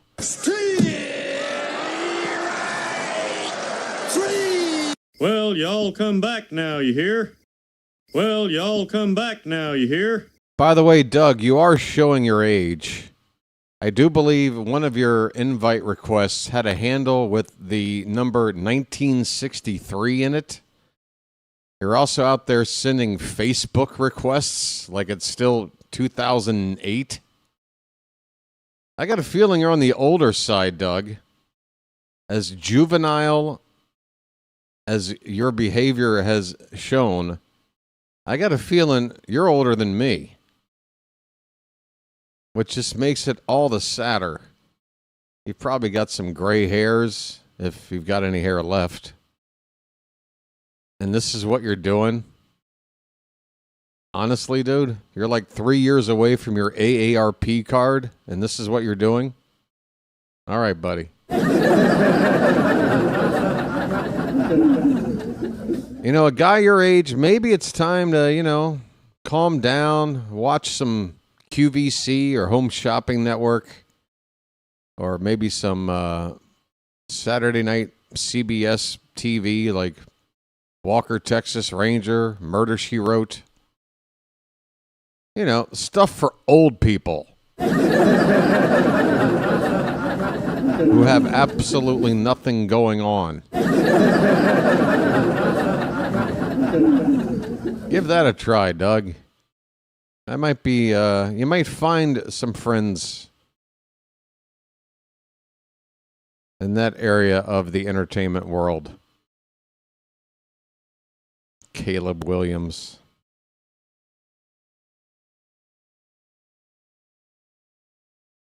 Doug, I can't believe that you haven't been recruited yet by like the CIA or, maybe been invited to be a part of some secret project for the government with all this expertise you have, this ability to manipulate people online and hack. Oh, God, you're so talented, Doug. I can't stop talking about you. Here's Pete Alonso leading off the bottom of the sixth. New pitcher in Justin Lawrence for the Pirates, and he comes in there with like a 3/4 arm delivery. Lawrence last season, 17 games, was fantastic. An ERA of .51 and a whip under 1. 0-1 pitch, 94-mile-an-hour sinker fouled away by Alonso. The count 0-2. 3-0 Orioles, all on one swing of the bat by Taylor Ward. Kyle Bradish went 5 scoreless. Alonso pops this up to shallow left. The shortstop, going out a long way, will finally give way to the left fielder. That is Reynolds out there making the catch. 1 down in the bottom of the sixth. Hello, Nomadic Brian. Bradish looked good today, and a nice homer from Ward. Yep, that pretty much is the summary of the game so far. All the offense on one swing, and shutdown pitching from Bradish. Here's Ryan Mountcastle 0 for 2. He takes outside. So, folks, again, tonight, earlier start time than the previous nights for the World Baseball Classic. It's 7 p.m. Eastern. I'll be on the air at 6:45 p.m. This game is going at a nice pace, so I should be able to get a nap for a couple of hours in before the game this evening. You're going to have lunch with BW today for the Orioles and dinner with BW later for Team USA. 1-1 pitch is a strike to Mountie. Okay, mount up. Folks, we're trying to get that sub count to roll over just one time here in the ball game if we can. We're in the 37-30s. Fouled away by Mountie, still 1-2. Just want to see that thing roll over one time. 37-40. Just a couple of subscribers away. And again, I think I'd made slight mention of it, but with nearly or right around 10,000 people tuning in yesterday, that is called strike 3. Mountcastle is down looking for the second out here in the bottom of the sixth. Yeah, about 10,000 people viewed the two games I called yesterday. So closing in on 1 million views faster than I would have thought. It could happen this week.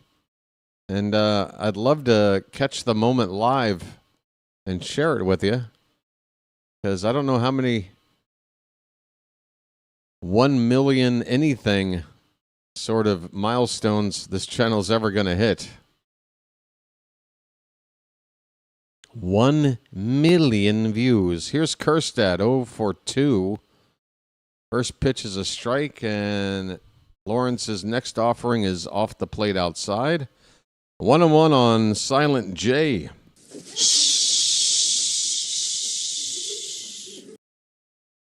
Pitch. Swing and a miss. He missed a slider. Had the plate, might have been a bit low. 2 down, 2 strikes on Kerstad. Pitch. Inside.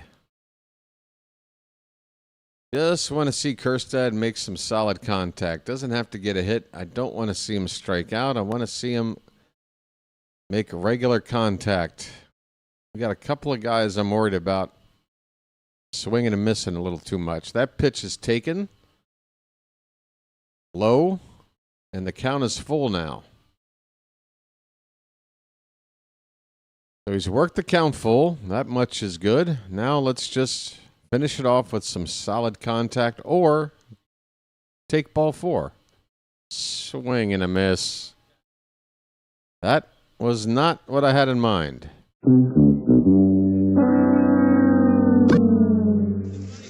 Big buck. Stop it all.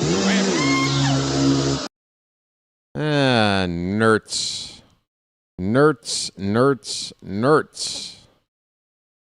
6 innings in the books. We head to the late innings. The Orioles lead this one 3-0. And this is usually the stage of the game where we're going to start seeing some changes.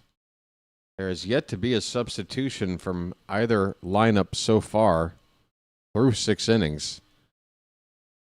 So it's been an easy game to call. That's probably going to change here. Yep, we're starting to see it. Pete Alonso is out of the game. At first base, John Kinsey Noel will take over there. I'm happy for that. Taylor Ward, after hitting that 3-run bomb, also out of the game. He has been replaced by Braden Smith, who is an Oriole I know nothing about, but he's batting 1,000 in the spring. He must be 1 for 1 in a game I didn't call. Braden Smith in left field, Noel at first base. The only 2 changes so far. Rutschman will continue to catch behind the plate, despite already getting his 3 at-bats. Mountcastle is DHing, so he hasn't been subbed out yet. Kerstad will stay in the game in right field for now, with those 3 at-bats, 0 for 3. Still with another at-bat to get to 3. The 6 through 9 hitters, Alexander, Taveras, Wilson, and Barrero.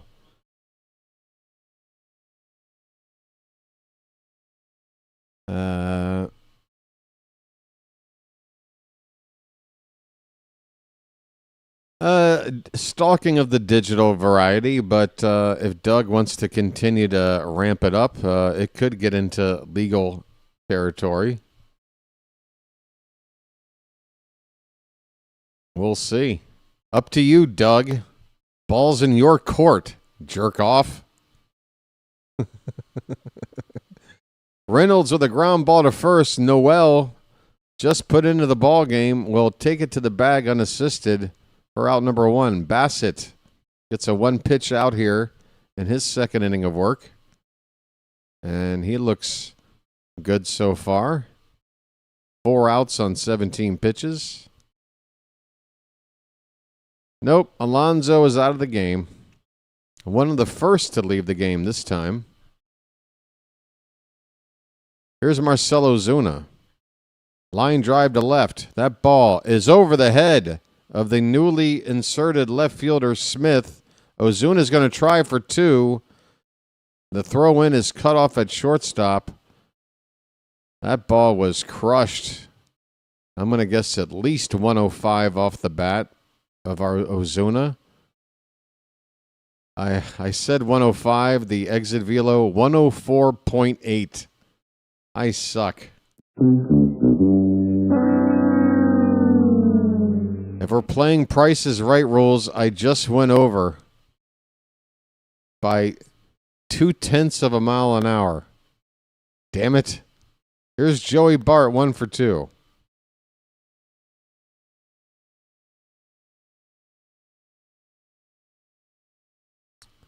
And Bart asks for time as Bassett was in the set position and took too long to come home with the ball. For Bart's liking, he calls for time. Back in there now, looking for the first pitch. And Bassett again delaying. And now here comes the pitch. It's fouled off.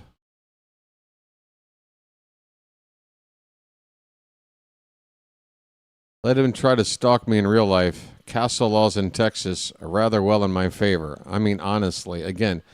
Yeah, Doug, here's the other deal. You get to sit here and watch me. You know exactly what I look like.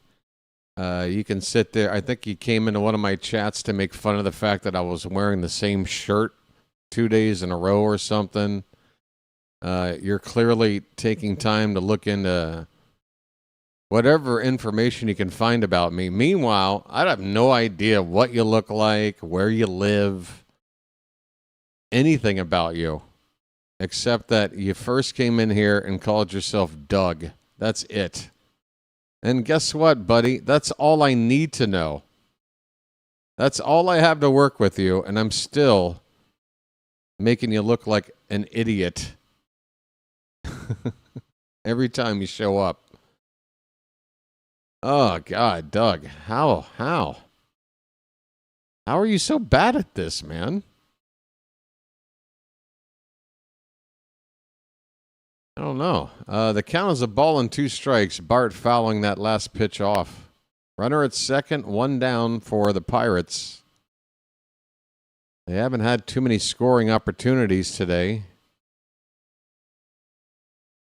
This ball is hit in the air, right side, and foul. Still 1-2 on Bart. Doug is in love with me, but he doesn't know how to express it. That could be. Could be one of those, suppressing a certain feeling and just taking it out through aggression. That's a real thing. Another foul ball from Bart. Ozuna apparently was off on that pitch from second base. What the hell is he doing running?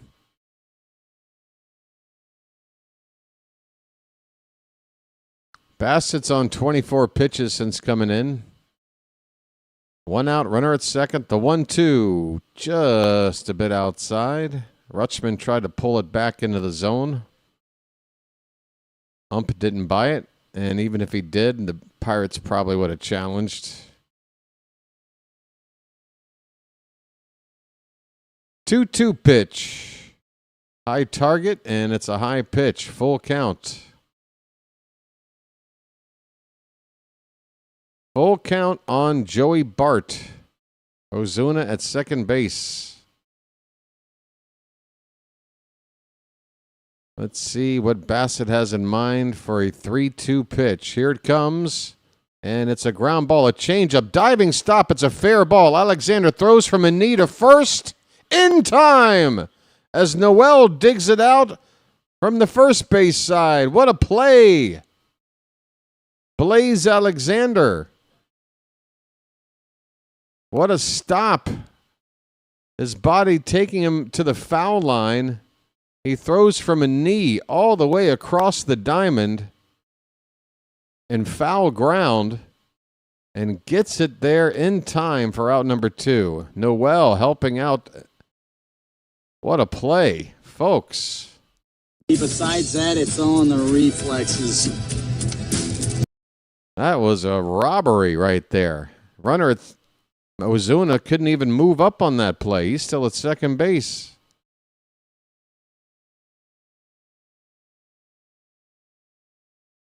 Here's Jared Triolo, 0 for 2. First pitch is a strike, and there's a curveball swung on a miss. One more strike, and the inning will be over. That runner stranded at second. Oh, no. Brian has had a white SUV following him around today. That would be Doug's job. Ice cream truck driver. Just like with that greasy hair and wrinkled white shirt, selling you a bunch of freezer burnt ice cream. Just trying to make ends meet. Trying to make his parents happy so he could at least help pay the electric bill while he spends the rest of the day in the basement creating new accounts. Doug, your life sounds like a treat. It sounds like a real hoot, man. I'm jealous of you, buddy. I wish I could change places with you. 2-2 pitch just outside. Full count on Triolo. 2 down, runner at second base.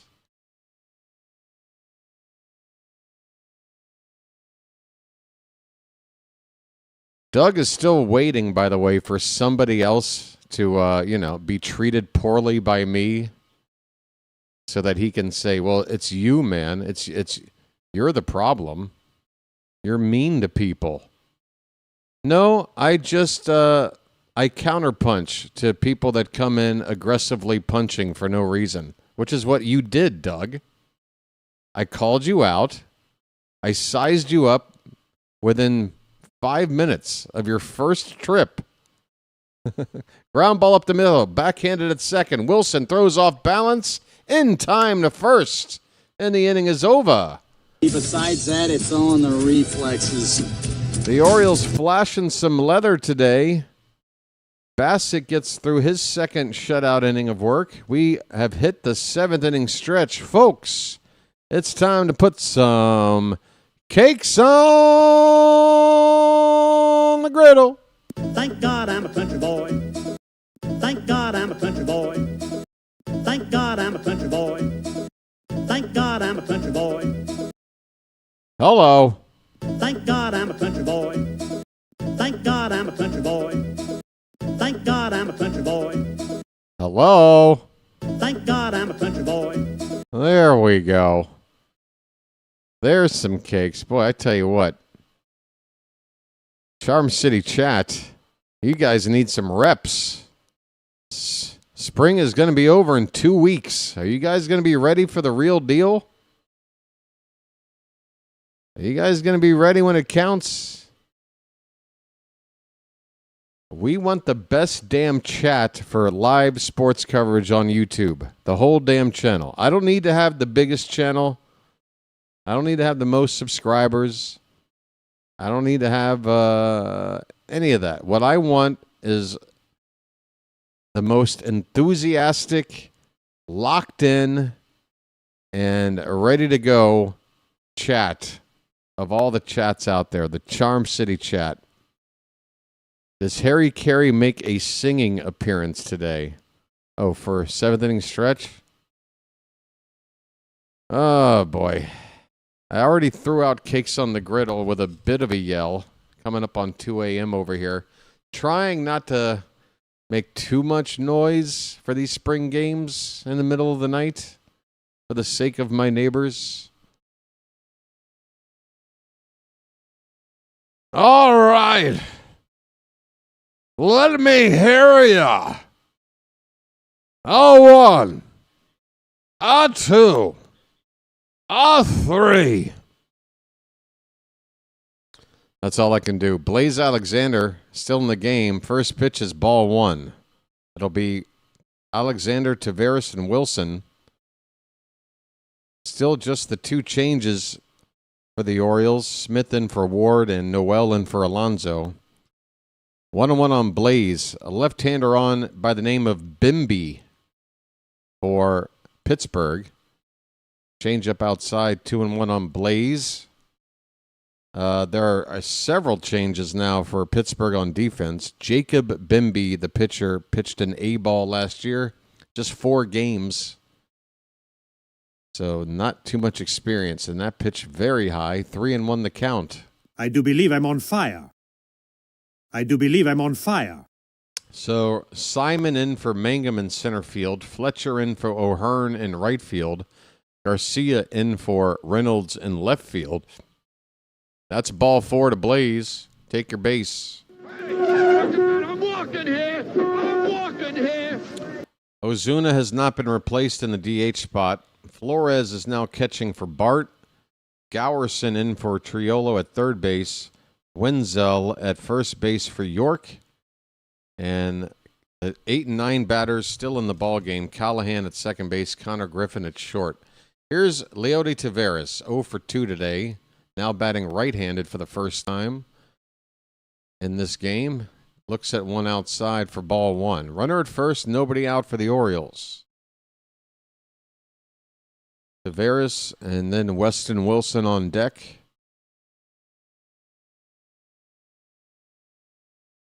Swing and a miss.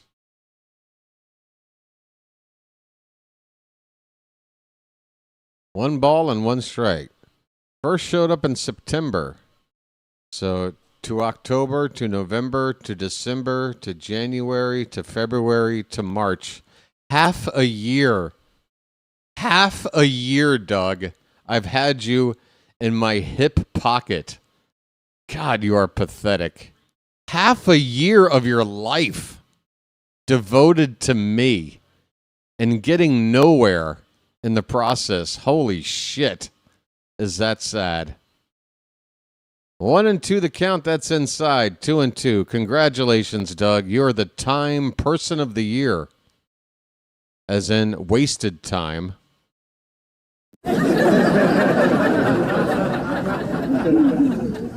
2-2 pitch is low. There goes the runner. The throw is offline, and we're going to get ourselves a steal.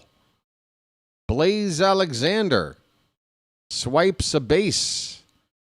The count is full on Taveras, and now that runner in scoring position with nobody out.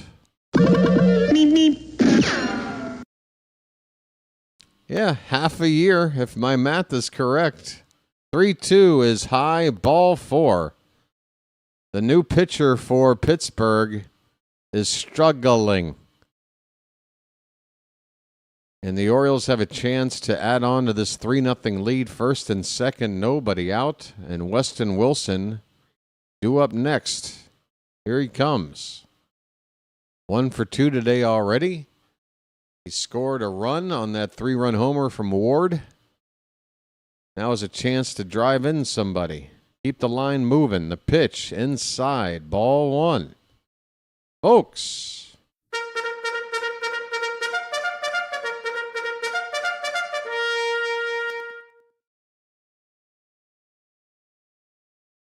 Here is the 1-0. That one's line foul on the third base side. 1-1 the count.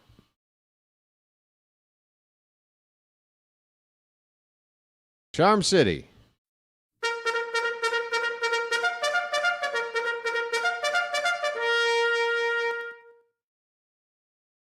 Yep, half a year, and all he's done is try harder and harder to do something.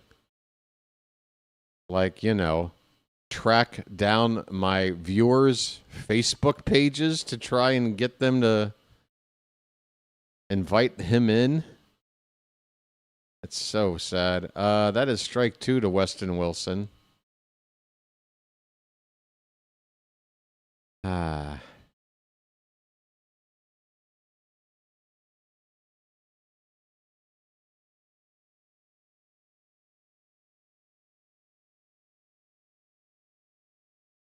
This pitch is in the dirt. The count is 2-2.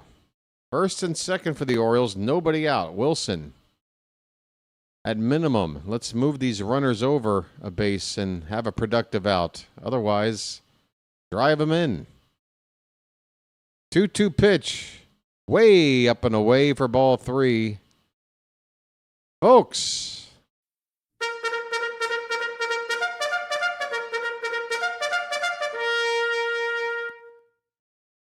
The wind now is picked up here, blowing straight from right to left. Here comes the payoff pitch. Reached for and hit to right field. A long run toward the foul line. The catch is made. Runner at second should be able to tag, and he will move up. So there is some productivity out of this out. Blaze Alexander gets to third with one down. Runners at the corners now for Jose Barrero. I'd really like somebody to hit for him here. Can we get Honeycutt up or somebody? An RBI guy? No offense, Barrero, but here's a chance to give somebody else a chance to swing a bat in an RBI spot like you might in the regular season. I don't know. Like Jeremiah. Is he on the bench? All right, here we go. First pitch to Barrero. Oh, we're going to throw over to first. And Taveras is back in. Oh, we've got good speed out there. Taveras might try to take second here. That's a good idea. Up by 3.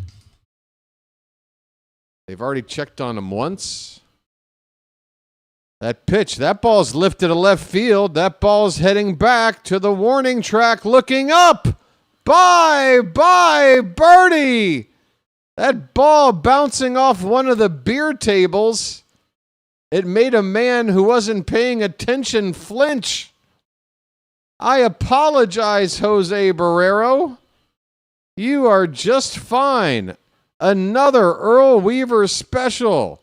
A 3-run homer to left with that wind blowing out that way. Barrero picks a hell of a time to get his first extra base hit of the spring. And he knew it. Folks, it's 6-0.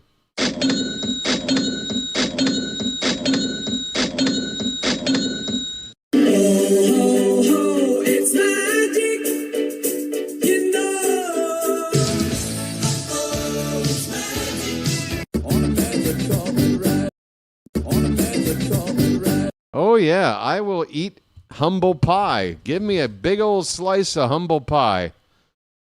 Jose Barrero. I mean, what do you want me to tell you? The guy was hitting 060. I can't remember him hitting a ball out of the infield the whole spring. Hey, there's the guy who flinched after that ball hit his table. I guess one of the ushers is over there to make sure he's not suffering from some sort of trauma. But what the hell was he doing? Not paying attention to a home run ball hit right at him. Here is Smith.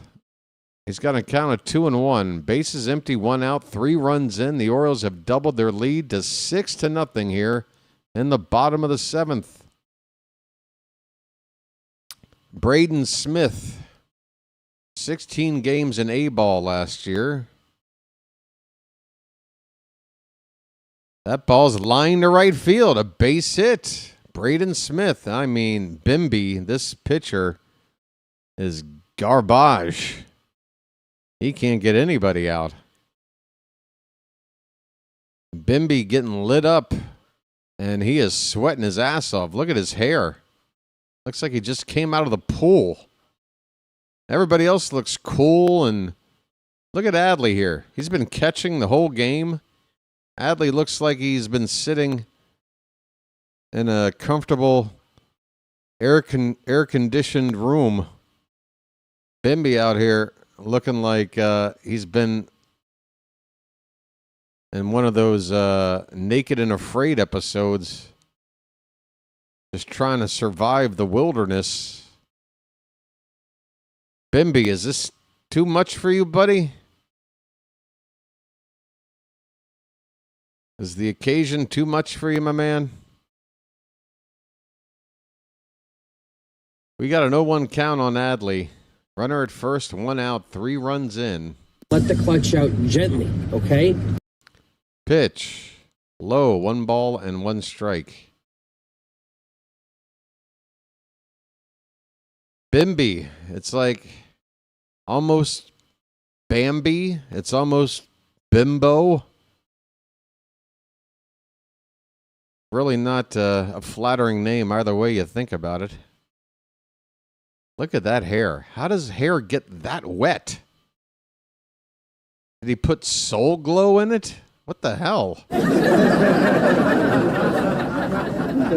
Just let your soul glow. Just let it shine on through. Here's a foul ball by Rutschman. It's still a ball and 2 strikes. I mean, this dude, just follow the drip. Follow the drip on Bimby. The 1-2. Hit on the ground, foul. Look out, third base coach. Buck Britton getting a wake-up call over there. I've never seen a third base coach play stand so close to the dugout. Just let your soul glow. Let it shine on through. 1-2 is up and away. The joke worked so well in the movie, people were running to stores asking when they could have it in stock. Hell yeah. I was only like 11 years old when that movie came out, but I was ready to get me some Soul Glow. Ground ball to third. That's fair. Throw across is in time. 2 down. Rutschman retired. He's 1 for 4. Hey, that'll get John Kinsey Noel up to the plate. Christmas. Christmas. Christmas. Bimby's coming out of the game, folks. That's it for Bimby. He stunk. Pitching change for the Pirates with 2 down in the bottom of the 7th. It's all Baltimore today, 6-0.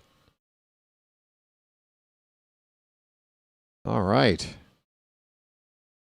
Who has seen Coming to America 2? I have. And I couldn't tell you one joke from that movie that I can remember. It's just another forgettable, unnecessary, 30 years too late, cashing in on your nostalgia, cash grab of a movie. I'm sorry. It's just... It was nice to see James Earl Jones in there for one final go, but he spent most of his role laying in bed. Poor guy. But, yeah, I can barely remember. Basically, the movie was about, well, women need to have equal rights in this kingdom, so... And, you know, I don't mind these message movies as long as the movie's good. But it seemed like one of those message movies. And it's like, come on, man. I didn't watch the first Coming to America to learn a lesson. I'm here to laugh. Can I laugh? Can you give me some R-rated jokes, please? I'm a grown man. I can take it. The follow the drip line is actually a reference from House Party. I know. Oh, you're telling everybody else. Okay. Well, I'm glad somebody knew. Thank you, On Point. Noel is in and fouls the first pitch away. New pitcher on for Pittsburgh. Fellow by the name of Justin Mize. M-E-I-S. You tell me. Mize. Pitched in Double-A last year. Solid ERA of 2.89. Pitch fouled back by Noel. It's 0-2.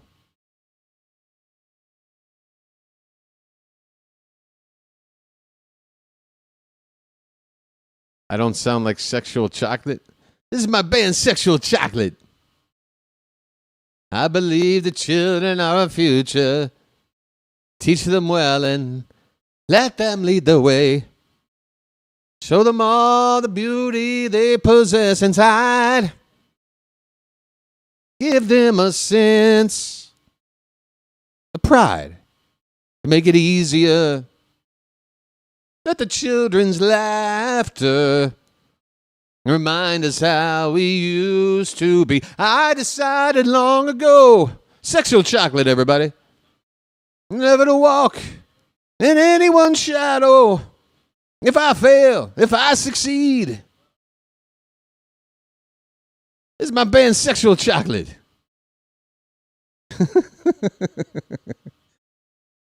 Noel strikes out.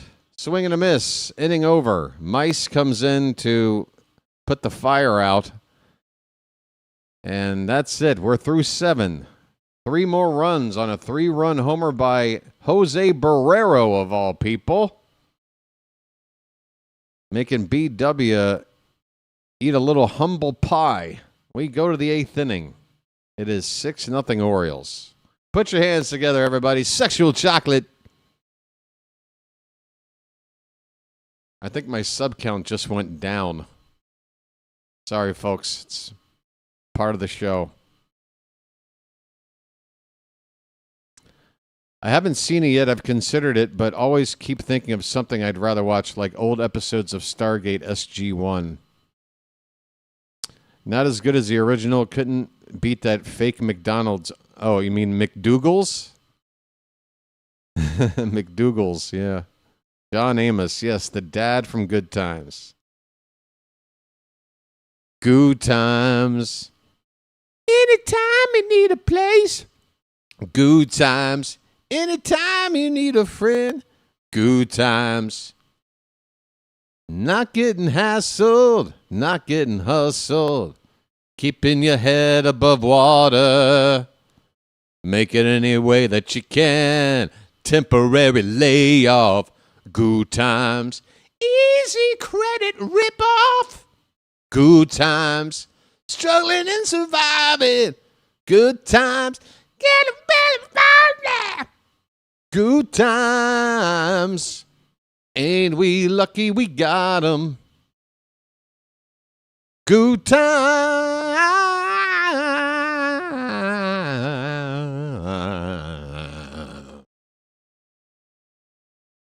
Oh, thank you. Oh, I'm sorry, McDowell's. Not McDougal's, you're right. McDowell's. Thank you. It's even closer. Yeah, McDowell's. Good job, guys. You're right. I'm sorry. Oh, well, that makes sense. That I can see why I had the mix-up. Gee, did I give my hand away a little bit there?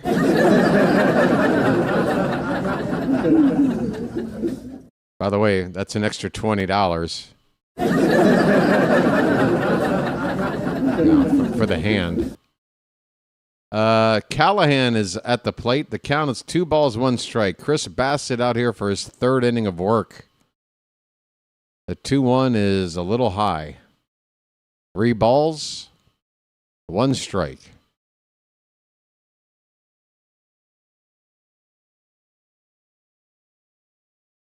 Callahan 0 for 2. Bassett's next pitch, right in there for a strike, full count.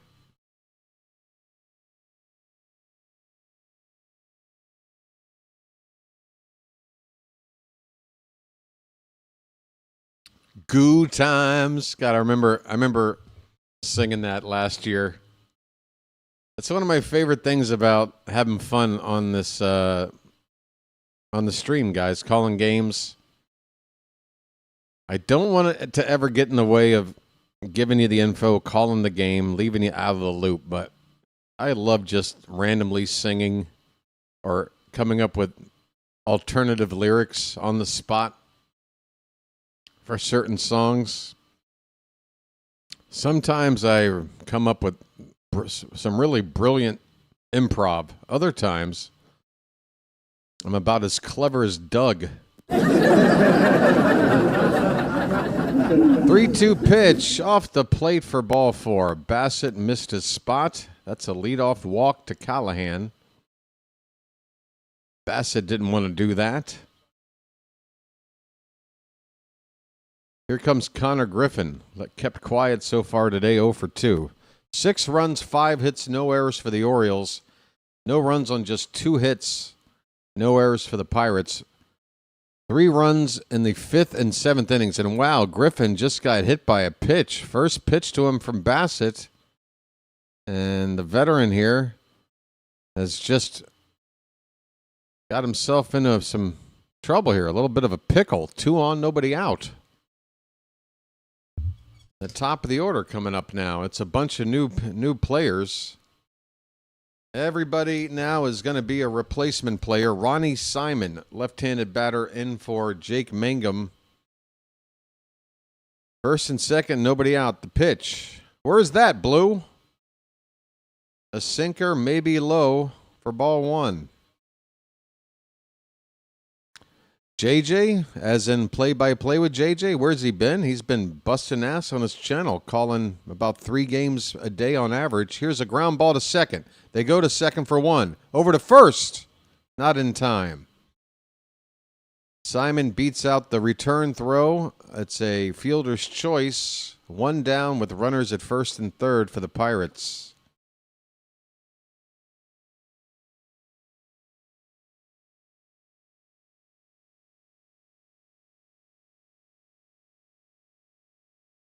So the Orioles are on the cusp of coughing up the first run of the day to Pittsburgh. The shutout is in danger of getting broken. Here's a ground ball to first. Noel goes to second for 1. Return throw, Barrero to Bassett covering. Oh, but he's safe. Bassett either didn't hold on to the ball or his foot was not in contact with the bag. The runner from third will score on what will go down as a fielder's choice RBI for Flores. But man, we were very close to getting out of this inning. Bassett just couldn't hang on to the ball, or what? A little bit of a bobble there from Bassett. Oh my. Just kind of snow coned out of his glove there. Otherwise, this inning would be over and still 6-0. Instead, it's 6-1. Runner at first, 2 down. Wenzel at the plate, and he looks at one inside for ball 1. Next pitch from Bassett will be number 50 on the day. And we're still trying to get through 3 innings, so he's kind of had to work pretty hard to get these, what so far has been 8 outs in the game.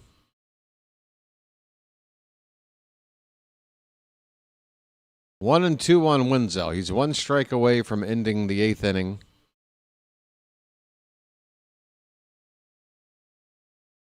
At this very moment, Bradish and Bassett's ERA are nearly identical. Here's a foul ball. Still 2 strikes on Wenzel. 2 down, runner at first, a run in for Pittsburgh. We're in the bottom of the 8th. I do think they have Connor Griffin planned to make the opening day roster, Michael. I think so.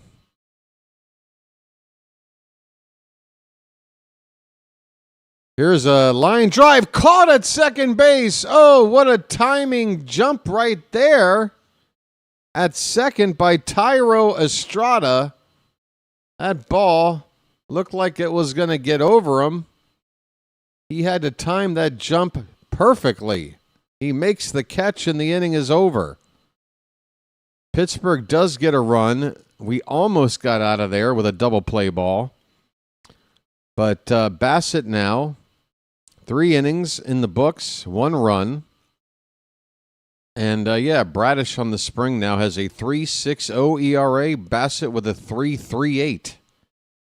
They are right where they need to be. Right where they need to be. Going into the bottom of the 8th, 6-1 Baltimore.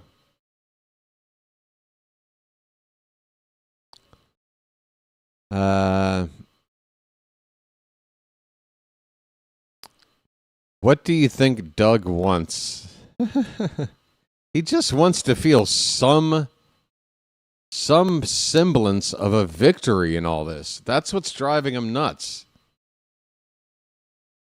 He just wants to get the best of me one time so he can walk away with something. It's like, you ever get into somebody, some idiot on Twitter, they want to have the first word and the last word?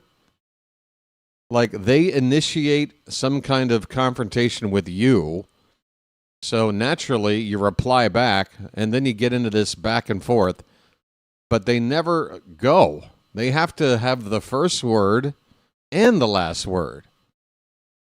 Because that way, you see, they own you. They have the best of you. This is the delusional, irrational thought process of way too many people out there on social media.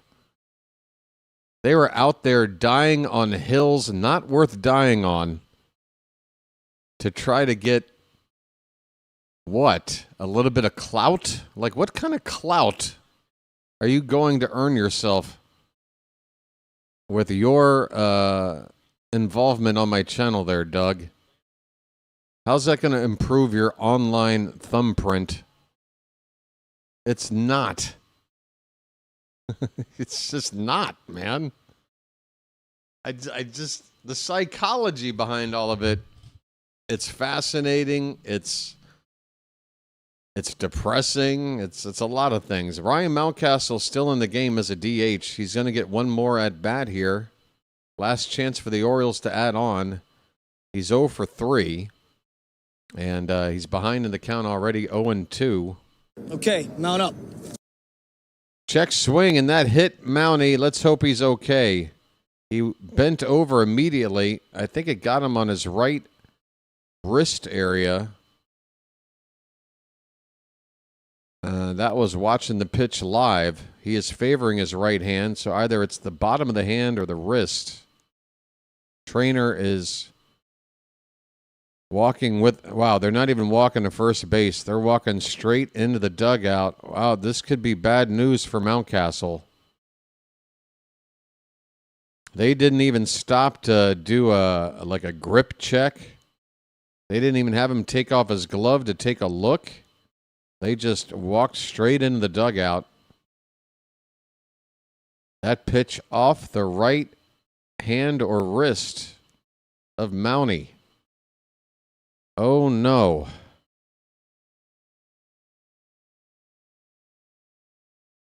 Guzman is pinch running at first for Mountcastle in the DH spot. Here is Kjerstad, who's 0 for 3, and first pitch is a 97-mile-an-hour heater, high for ball 1.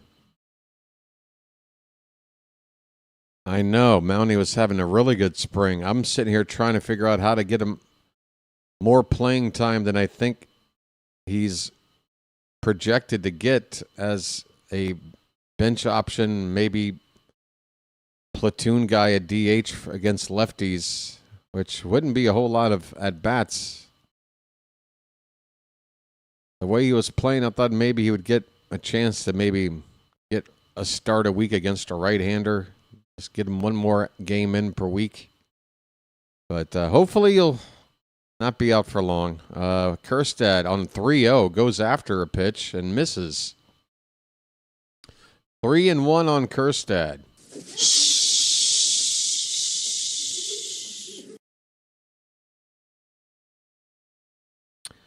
Before I sign off today, folks, remind me to check on Kjerstad hits a ball hard to left and misjudged out there by the left fielder. It's over his head.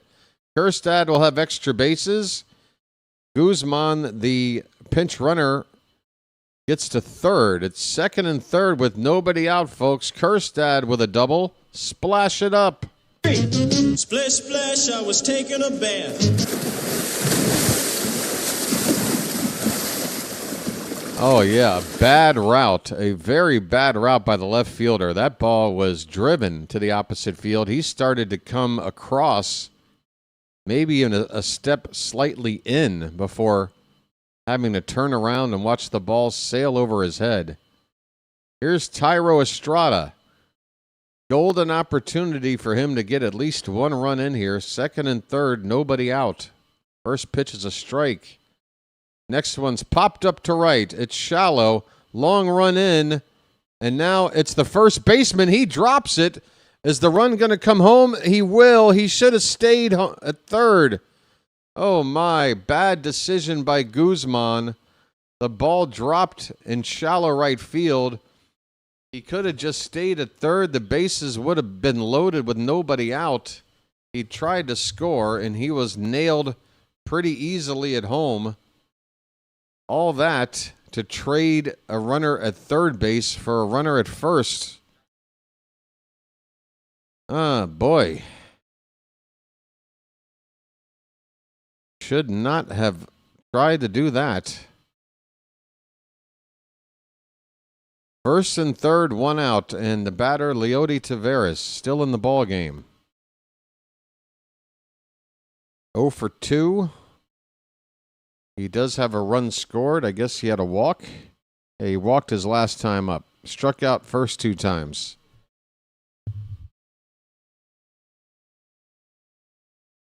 Kjerstad, the runner at third. And Estrada over at first. Taveras now with a count of 2-0.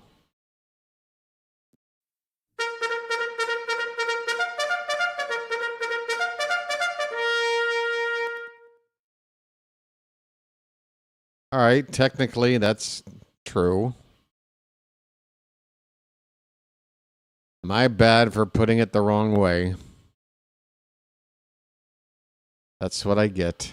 3-0 the count on Taveras. That ball is swung on a miss. Another Oriole hitter going after a 3-0 pitch. It had plenty of the plate, but Taveras missed it. 3-1 the count. Pitch. Popped up. Shallow center. Long run. A diving catch. Are we going to tag? Yes. Kjerstad will tag and score. That is run number 7. RBI sac fly for Taveras. We are on the board again. Oops. Wrong button.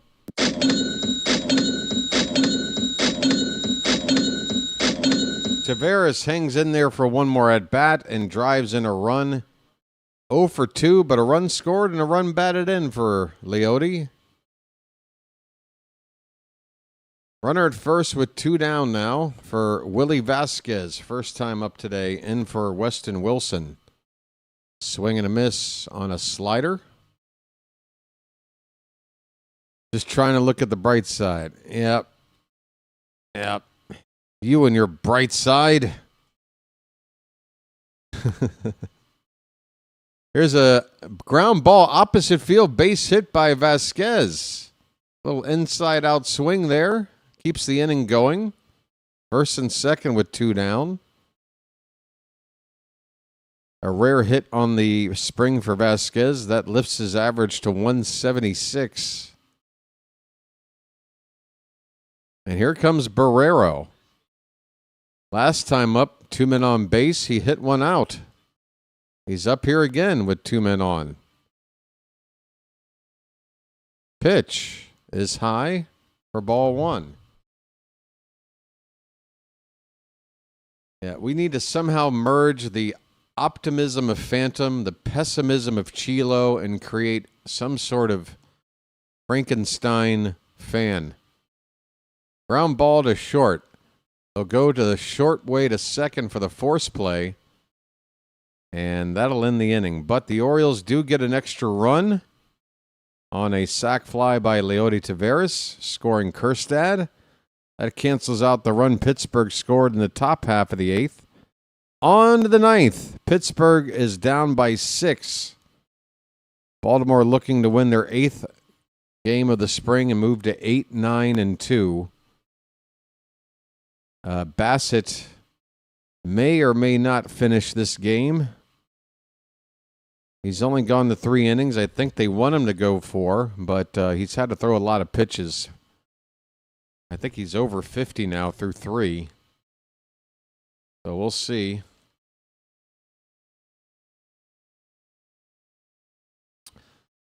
Folks, have you had a good time today?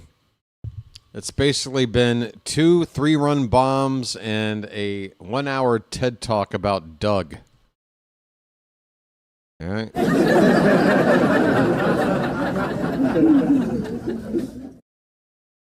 With a few other things thrown in.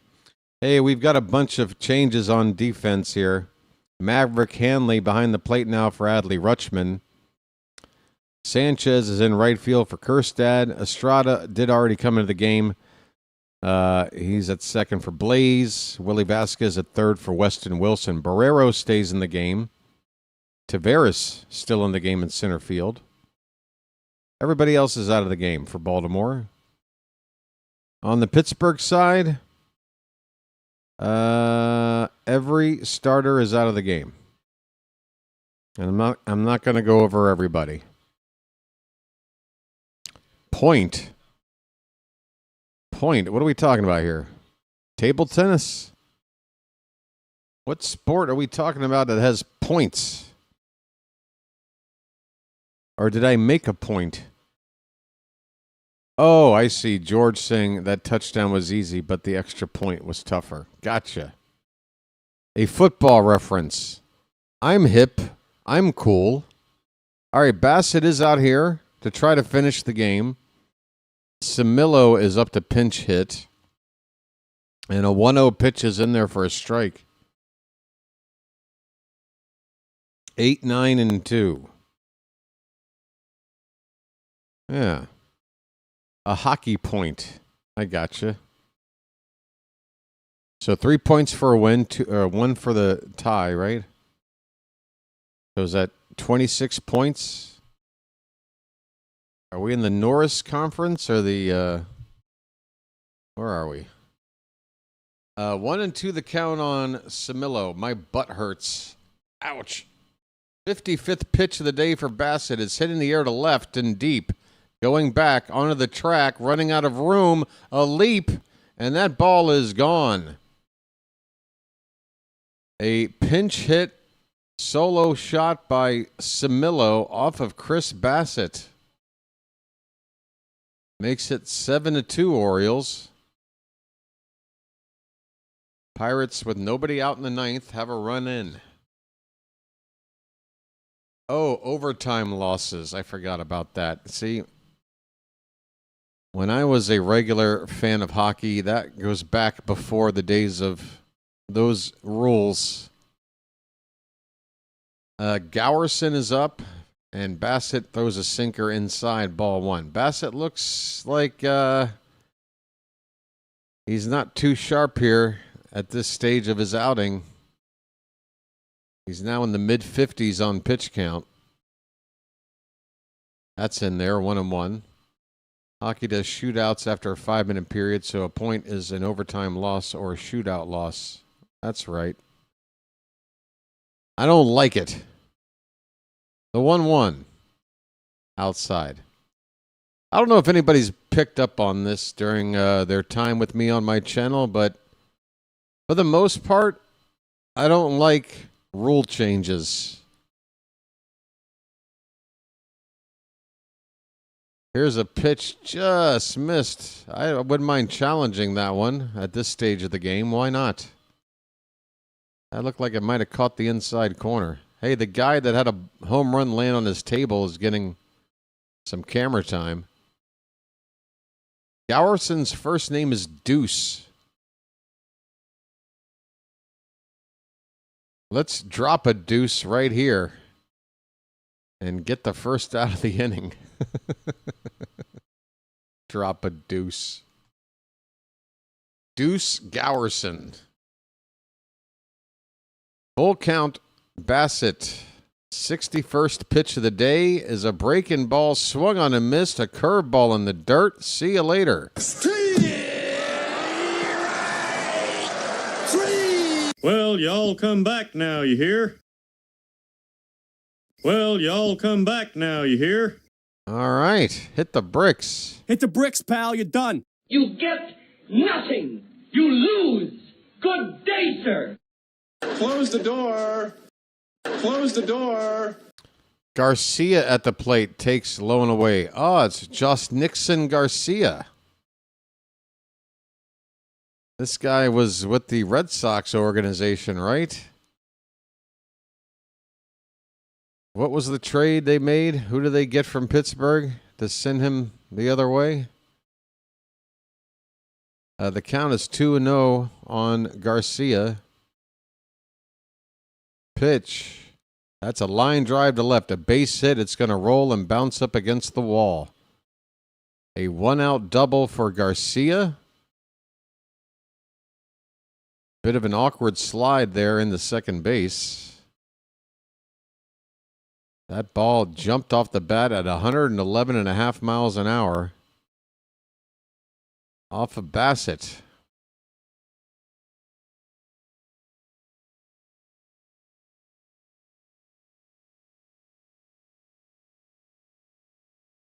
Bassett seems to want to talk to the home plate ump about something after that last pitch. Not sure what that was about. All right. The Orioles are hoping Bassett can finish this game, but if he gets in any further trouble, I would like to know that we've got somebody up. He is coming up on 70 pitches here.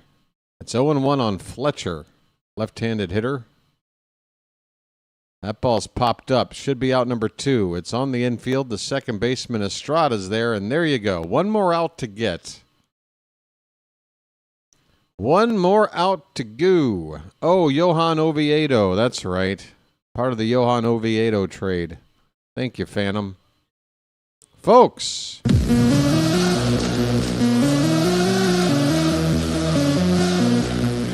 We've got one out to go.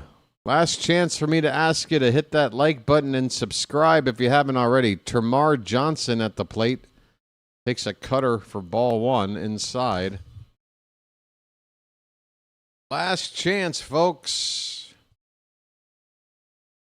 The wind is whipping in the ballpark now. You can see the sleeve fluttering in the breeze there on Bassett's jersey. That pitch misses. 2-0 the count. Folks, I'll be back on the air here in just a few hours, calling this evening's final pool game between Mexico and Italy. You won't want to miss it. That's a strike. 2-1 on Johnson. Bassett about to throw his 70th pitch. And it's off the plate outside, 3-1. I mean, I have to think 70 was what they had in mind. Not much more than that. This is only his second appearance of the spring. So if he puts this guy on, we need to go to somebody, and that's ball 4. I want him out of the game right now. That's it. He got his work in. Let's get him out of the game. Albie, show me you know what you're doing here. I just saw Bassett nod toward the dugout as if to say, yeah, I'm okay for one more batter. I saw him do that, and he is going to face Williams here. First pitch is low for ball 1. So Bassett making the call here. I saw him nod toward the dugout as if to say, I'm good to go, another guy. There's a strike, 1-1 the count. Alvarez trying to give the veteran, a chance to manage himself, give him that respect. 1-1 pitch, swing and a miss, a curveball, and the Pirates are down to their final strike.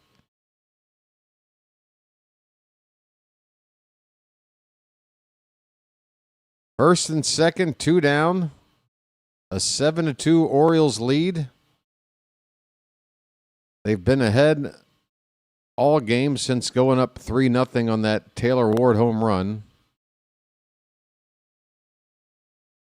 And if the score stays like it is, that 3-run homer is all we would have needed. 1-2 pitch.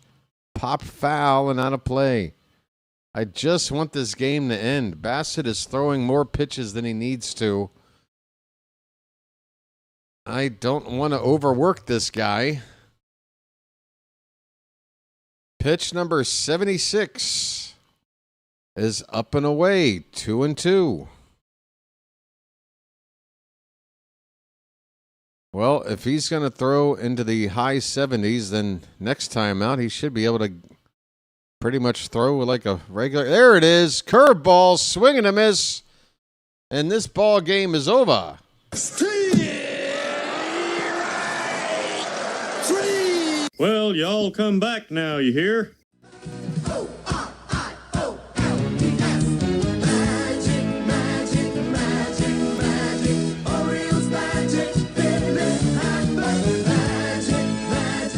Folks, we're back in the win column. And the hat is here to celebrate with you. The Orioles come away with the victory here at the Ed Smith Stadium. Final score 7-2.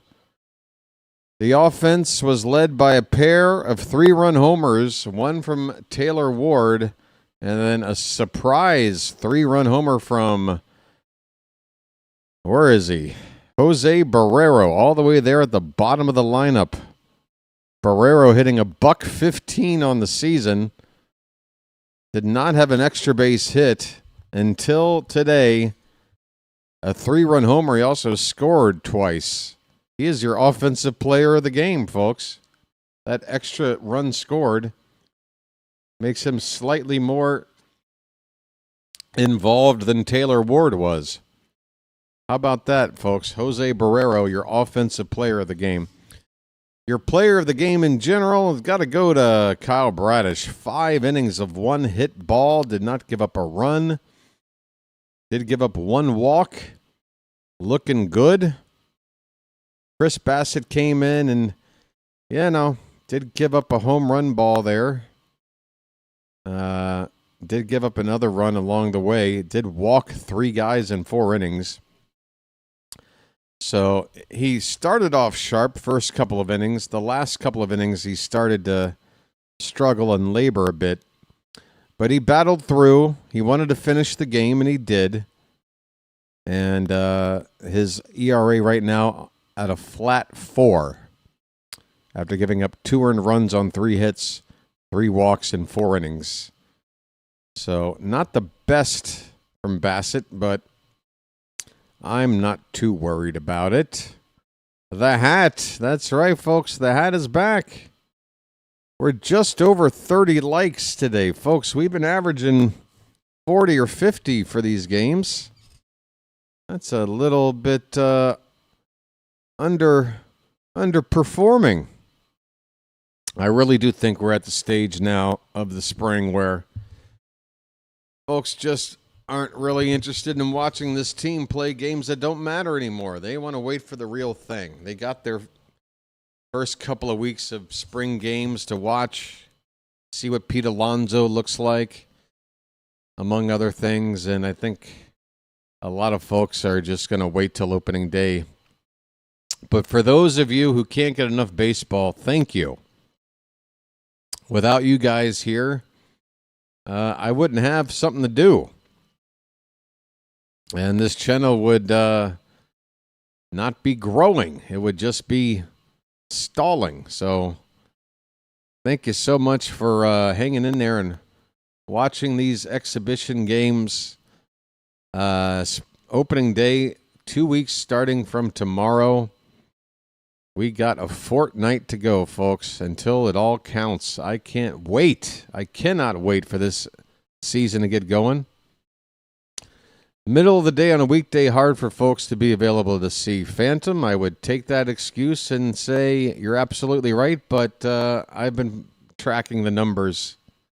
Done better for weekday afternoon games than this earlier in the spring. Trust me, the numbers are down. For a similar game at a similar time earlier in the spring, we were getting 1,000 people in here for views. It doesn't look like we're going to hit 1,000 today. But it's okay. I'm going to stick with my theory that, a certain percentage of people aren't just interested in watching a full month of games that don't matter. They got their taste, and they're going to wait for opening day, which is fine. I understand it. Anyway, next game for us, the Orioles, I have to actually go and take a look because tomorrow we have an off day. I think we play the Pirates again here pretty soon. But we have the Phillies coming up next. The frickin' Phillies. JJ's team. That one is going to be on Friday afternoon. Another 1 o'clock game. Ryan Mountcastle, by the way, is already listed on the ESPN page as day-to-day. Let me head over to Twitter right now and see if I can give you an update on Mountie. There's probably not a full evaluation, just a preliminary update, if anything. But let's see if there's something on Mountcastle. Right hand. Mountie was hit on the right hand with a 90.3 mile an hour sinker, according to Rock Kabatko. But that's it from him on Mountcastle. Let me just type in Mountie's name, see if anybody else, maybe Jake Rill or Koska, somebody. Anybody else got any more information on our boy?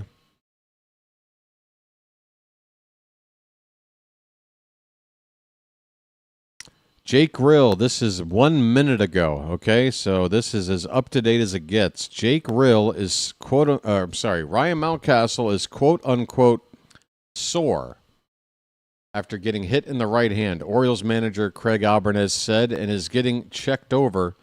Still too soon to know the severity. Well, if it were broken, I feel like you'd say more than sore, right? But just keep your fingers crossed, folks, that it's not serious for Mountie. We'll probably get an update in the next 24 hours. Yeah, Jake Rill is the beat writer for MLB.com for the Orioles. If there's two names to follow when it comes to Orioles news, it's Rock Kabatko, who's the team beat writer, and Jake Rill, who's the MLB.com beat writer. They are 24 hours a day keeping tabs on the Oriole. Andy Koska is another guy who writes for the Baltimore Banner. If you needed a third guy, I'd go to him. But normally I'm covered between Kabatko and Rill for all the news we need. Let's see. Anything else to go over here before I sign off? I'm already looking at this Phillies game. Let me get back to the box score here today. So just to go through the lineup real quick, Ward 1 for 3 with that 3-run homer. He's now hitting .250 in the spring. Rutschman went 1 for 4. He's batting .231. Alonso 0 for 2 with a walk, hitting .241. Mountie left that game 0 for 3. Had average now at .296. Kjerstad 1 for 4 with a run scored. He's hitting .267. Blaze Alexander had a walk and scored a run. He also had a stolen base. His first steal of the spring. He's hitting, though, just .208. Leody Taveras went 1 for 2, scored a run, and also drew a walk. .227 average for him. Weston Wilson went 1 for 3, scored a run. He's hitting .353. And not that he's going to make the team, but a nice day for Jose Barrero. He had just the one hit, but it was a 3-run homer. He also got on base probably with a fielder's choice, I'm guessing, because he scored a second run on the day. Heston Kjerstad had a double. That's the only other extra base hit besides the 2 homers. And we left 5 men on base. The Pittsburgh Pirates left 7 men on. And yeah, just 2 pitchers featured today, Bradish and Bassett. Bassett does technically get credit for a save, going the final 4 innings. Bradish with his first spring win. And there you have it, folks. That pretty much sums up today's game. 7 runs on 7 hits for the Orioles without an error. The next game will be against the Pirates on Friday afternoon. I do not know who's going to pitch yet. Actually, I think I do. I think Trevor Rogers is supposed to start this game. I think I saw that written yesterday somewhere. Probably Rock Kabatko. Don't hold me to it 100%, but I'm about 90% sure Trevor Rogers will start against the Phillies on Friday. That'll be the next Oriole game on the air. Otherwise, I'll see you folks in a few hours as Team Mexico and Team Italy play a very, very exciting, eventful game here tonight with Team USA's fate hanging in the balance. Once again, folks, the situation is this, if you haven't heard already. After losing last night to Italy, Team USA is not guaranteed a spot in the knockout stage. There is a combination of events that would lead to them getting knocked out. Mexico needs to win. And Mexico needs to win by scoring 4 runs or less. So once again, if Mexico beats Italy by winning 4-3, 4-2, 4-1, 4-0, 3-2, 3-1, 3-0, 2-1, 2-0, or 1-0, Mexico has to win by one of those scores for the U.S. to get knocked out. Any other result, if Italy wins, if Mexico puts up 5 runs or more, then the U.S. do advance. Okay? Phantom says Povich on Friday, Rogers on Saturday. Okay, thank you, Phantom. I guess I was one day ahead of myself. So Rogers is scheduled already, but it's Saturday. Who do we play on Saturday? Is that too much to ask? Are you still looking at the right place? I need to click a couple of pages to get there myself. Who's coming up on Saturday? Folks, we're counting down the days here. I'm almost there. You don't have to look. Pirates again. Oh, my God. Enough already. Oh, look who's after that. Look who we have on Sunday. And, folks, this is the first evening game of the spring. And in fact, we're going to have back-to-back evening games. How about this? Things are going to heat up. Starting on Sunday evening, the Orioles will be playing the Yankees 6:05 p.m. first pitch. And then the following night, we play the Red Sox again, a night game. So just going to make it feel even closer to opening day, playing some night games coming up against our 2 biggest rivals back-to-back nights. So, and there's still going to be World Baseball Classic going on at that point. I mean, folks, yeah, that might be an issue. That could be a conflict with those 2 start times. If there's a World Baseball Classic game starting that evening, that could bleed over there. So I might have to make some adjustments with the schedule. The Orioles always get top priority. I don't care if it's the World Baseball Classic final and it's a spring training game for the Orioles. Orioles get top priority on this channel. That is a hard, fast rule. So just to let you know. If it comes down to one or the other, I'm calling the Orioles. But we'll try to squeeze both in no matter what the situation is. Otherwise, that's it. I'm signing off, folks. It's coming up on 3 a.m. here local. I will take a quick glance to see if a buddy of mine is streaming. And I'll redirect you if so. If not, I'll sign off. We have play-by-play with JJ. Calling Canada versus Cuba right now. Folks, Tyler O'Neill might be coming up to hit as soon as I send you over to JJ. I'd love for everybody to say hi to JJ, drop BW's name, and hit the like button for JJ. We help each other out that way, folks. Let me make sure the vertical side also sends you over there.